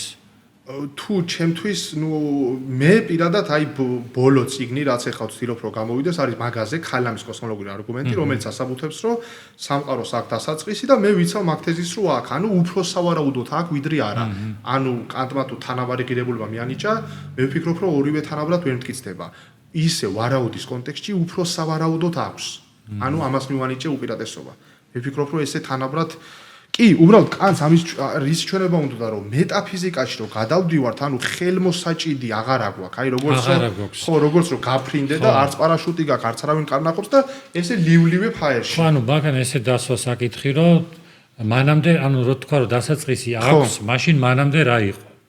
ხო, აი ეგ კითხვა პარადოქსების ის. აი სამყაროზე რო თქვა, მაგალითად, თუ უსასრულოა. ხო. ესე გამოდის რომ როგორ შეიძლება უსასრულო სივრცე და თუ სასრულია იმის იქით რა და ორივე შეიძლება გონება, მაგრამ ერთი მაინც ორია. აი ეგ არის რომ ჩვენი ფიქრი და უკვე რეალობა ვეღარ მაგას უკვე ლოგიკა აღარ წყვეტს, ხო? მან რთულია, ძალიან რთულია. ანუ რას გულისხმობთ, თუ ანუ შენ რო ეხლა დავუშვათ ამ ციგნზე მუშაობ, შენ უკვე ამობ რომ ლოგიკურად ორივე თანაბარი არის, მაგრამ სხვა არგუმენტი შეიძლება არ ვიცი სამეცნიერო ან რაღაცა უფრო იხრებოდეს. ქალამში ფილოსოფიურია, ანუ მოდი ესე ვთქვათ, აი მოკლედ განვიხილოთ, ისტორიულად ბერძნებს ეგონათ რომ სამყარო იყო სული. თითქმის ყველას. ნუ ცოტა ქონდათ მიახლოებულად რომ შეიძლება ესე მარტივად არ არის, მაგრამ ეს იყო რომ არისტოტელეს სტაციონარული მოდელი, სამყარო იყო სული. აი თქვენ რაც თქვით, ქრისტიანობაში შემოვიდა creation ex nihilo, მაგრამ ისინი არგუმენტებს არ ამბობდნენ, უბრალოდ ბიბლიას განმარტავდნენ და ჩემი რაც კლასიკური აზრია კვლევები აჩვენებს, პირველი ფილოსოფოსი, ვინც არგუმენტი მოიყვანა, უბრალოდ კი არ თქვა რომ ბიბლიაში წერია და განმარტავ, ვინც თქვა რომ სამყაროს დასაწყისი აქვს და არგუმენტები მოიყვანა, იყო იონე ფილოპონუსი. მე-5-6 საუკუნეში ნეოპლატონიზმიდან ქრისტიანობაში მოსული და სამი ნაშრომი დაწერა. სამყაროს მარადიულობის წინააღმდეგ, პროკლეს წინააღმდეგ, არისტოტელეს წინააღმდეგ და შექმნის შესახებ დოქტრინა და მოიყვანა 18 არგუმენტი, რომ სამყაროს აქვს დასაწყისი. შემდეგ ჰქონდა დამასკელს, ალქინდის, ალგაზალის, ეს მუსლიმი ფილოსოფოსები არიან, ნუ დამასკელი ბიზანტიური თეოლოგიის წარმომადგენელი და უკვე დღევანდელი დღეს უილიამ ნეიმ კრეიკი არის პროტესტანტი ფილოსოფოსი და მან დაიცვა ამაზე სადოქტორო და 1979 წელს გამოცა წიგნი და ქალამ კოსმოლოგიური არგუმენტი. ეხლა ქალამი რატო ქვია? ისლამურ ტრადიციაში იყო ქალამი როგორც თეოლოგიური მიმდინარეობა, რომელიც ცდილობდა ყურანის თეზისების რაციონალურ დასაბუთებას და მუთაქალიმები იყვნენ, ვინც ამ ქალამის მიდგომას მისდევდნენ. ისინი იყვნენ ძალიან ჭკვიანი ხალხი. და ყურანში წერია, რომ ალაჰი არის ღმერთი, რომელმაც შექმნა ცადა დედამიწა 6 დღეში და ამის დასაბუთება ფილოსოფიურად. ცდილობდნენ ეს ფილოსოფოსები. არის ორი არგუმენტი, ესე იგი უსასრულო რაოდენობის საგნები ვერ იარსებებს და მაგალითად თუ დღევანდელ დღემდე უსასრულო რაოდენობის დღეები იყო, დღევანდელ დღე ვერ დადგებოდა. როგორც ყველა უარყოფით რიცხვს ვერ დათვლი, რომ ნულამდე მოაღწიო. ეგეთ რაღაცები. ეს ანიშნავს, რომ ეს რამე უძლიერეს მტკიცებულებებია, ბევრი უარყოფს, მაგრამ ეს ახლა მე უბრალოდ წიგნი დავწერე, რომ ეს საერთოდ არ არის საქართველოს ეს თემა, რომ გავივარჯიშოთ. მე არ ვდგები დოგმატურად, რომ ეს ესეა და ამ წიგნს რომ წაიკითხავ, დახურეთ თემა. პირიქით მოუწოდო, რომ ვიაზროვნოთ, გამაკრიტიკეთ, სად შევწდი. მეც თვითონ დასკვნას ესე ვამთავრებ, რომ აი ყველაზე მთავარი თეზისი მე მგონია რომ სწორია თქო და დეტალებში მეც ვფიქრობ რომ შეიძლება ვცდები გავრისკე, იმიტომ რომ ძალიან რთულ საკითხს შევეხე და მომავალ გამოცემაში ან სხვა წიგნში გამოვასწორებ. ეს პრობლემა არ არის. იმის შიშით რომ შეცდომა არ დაუშვა, არ დაწერო, მაშინ არავის არაფერი არ უნდა დაეწერა, რომ ყველამ შეცდომა დაუშვა.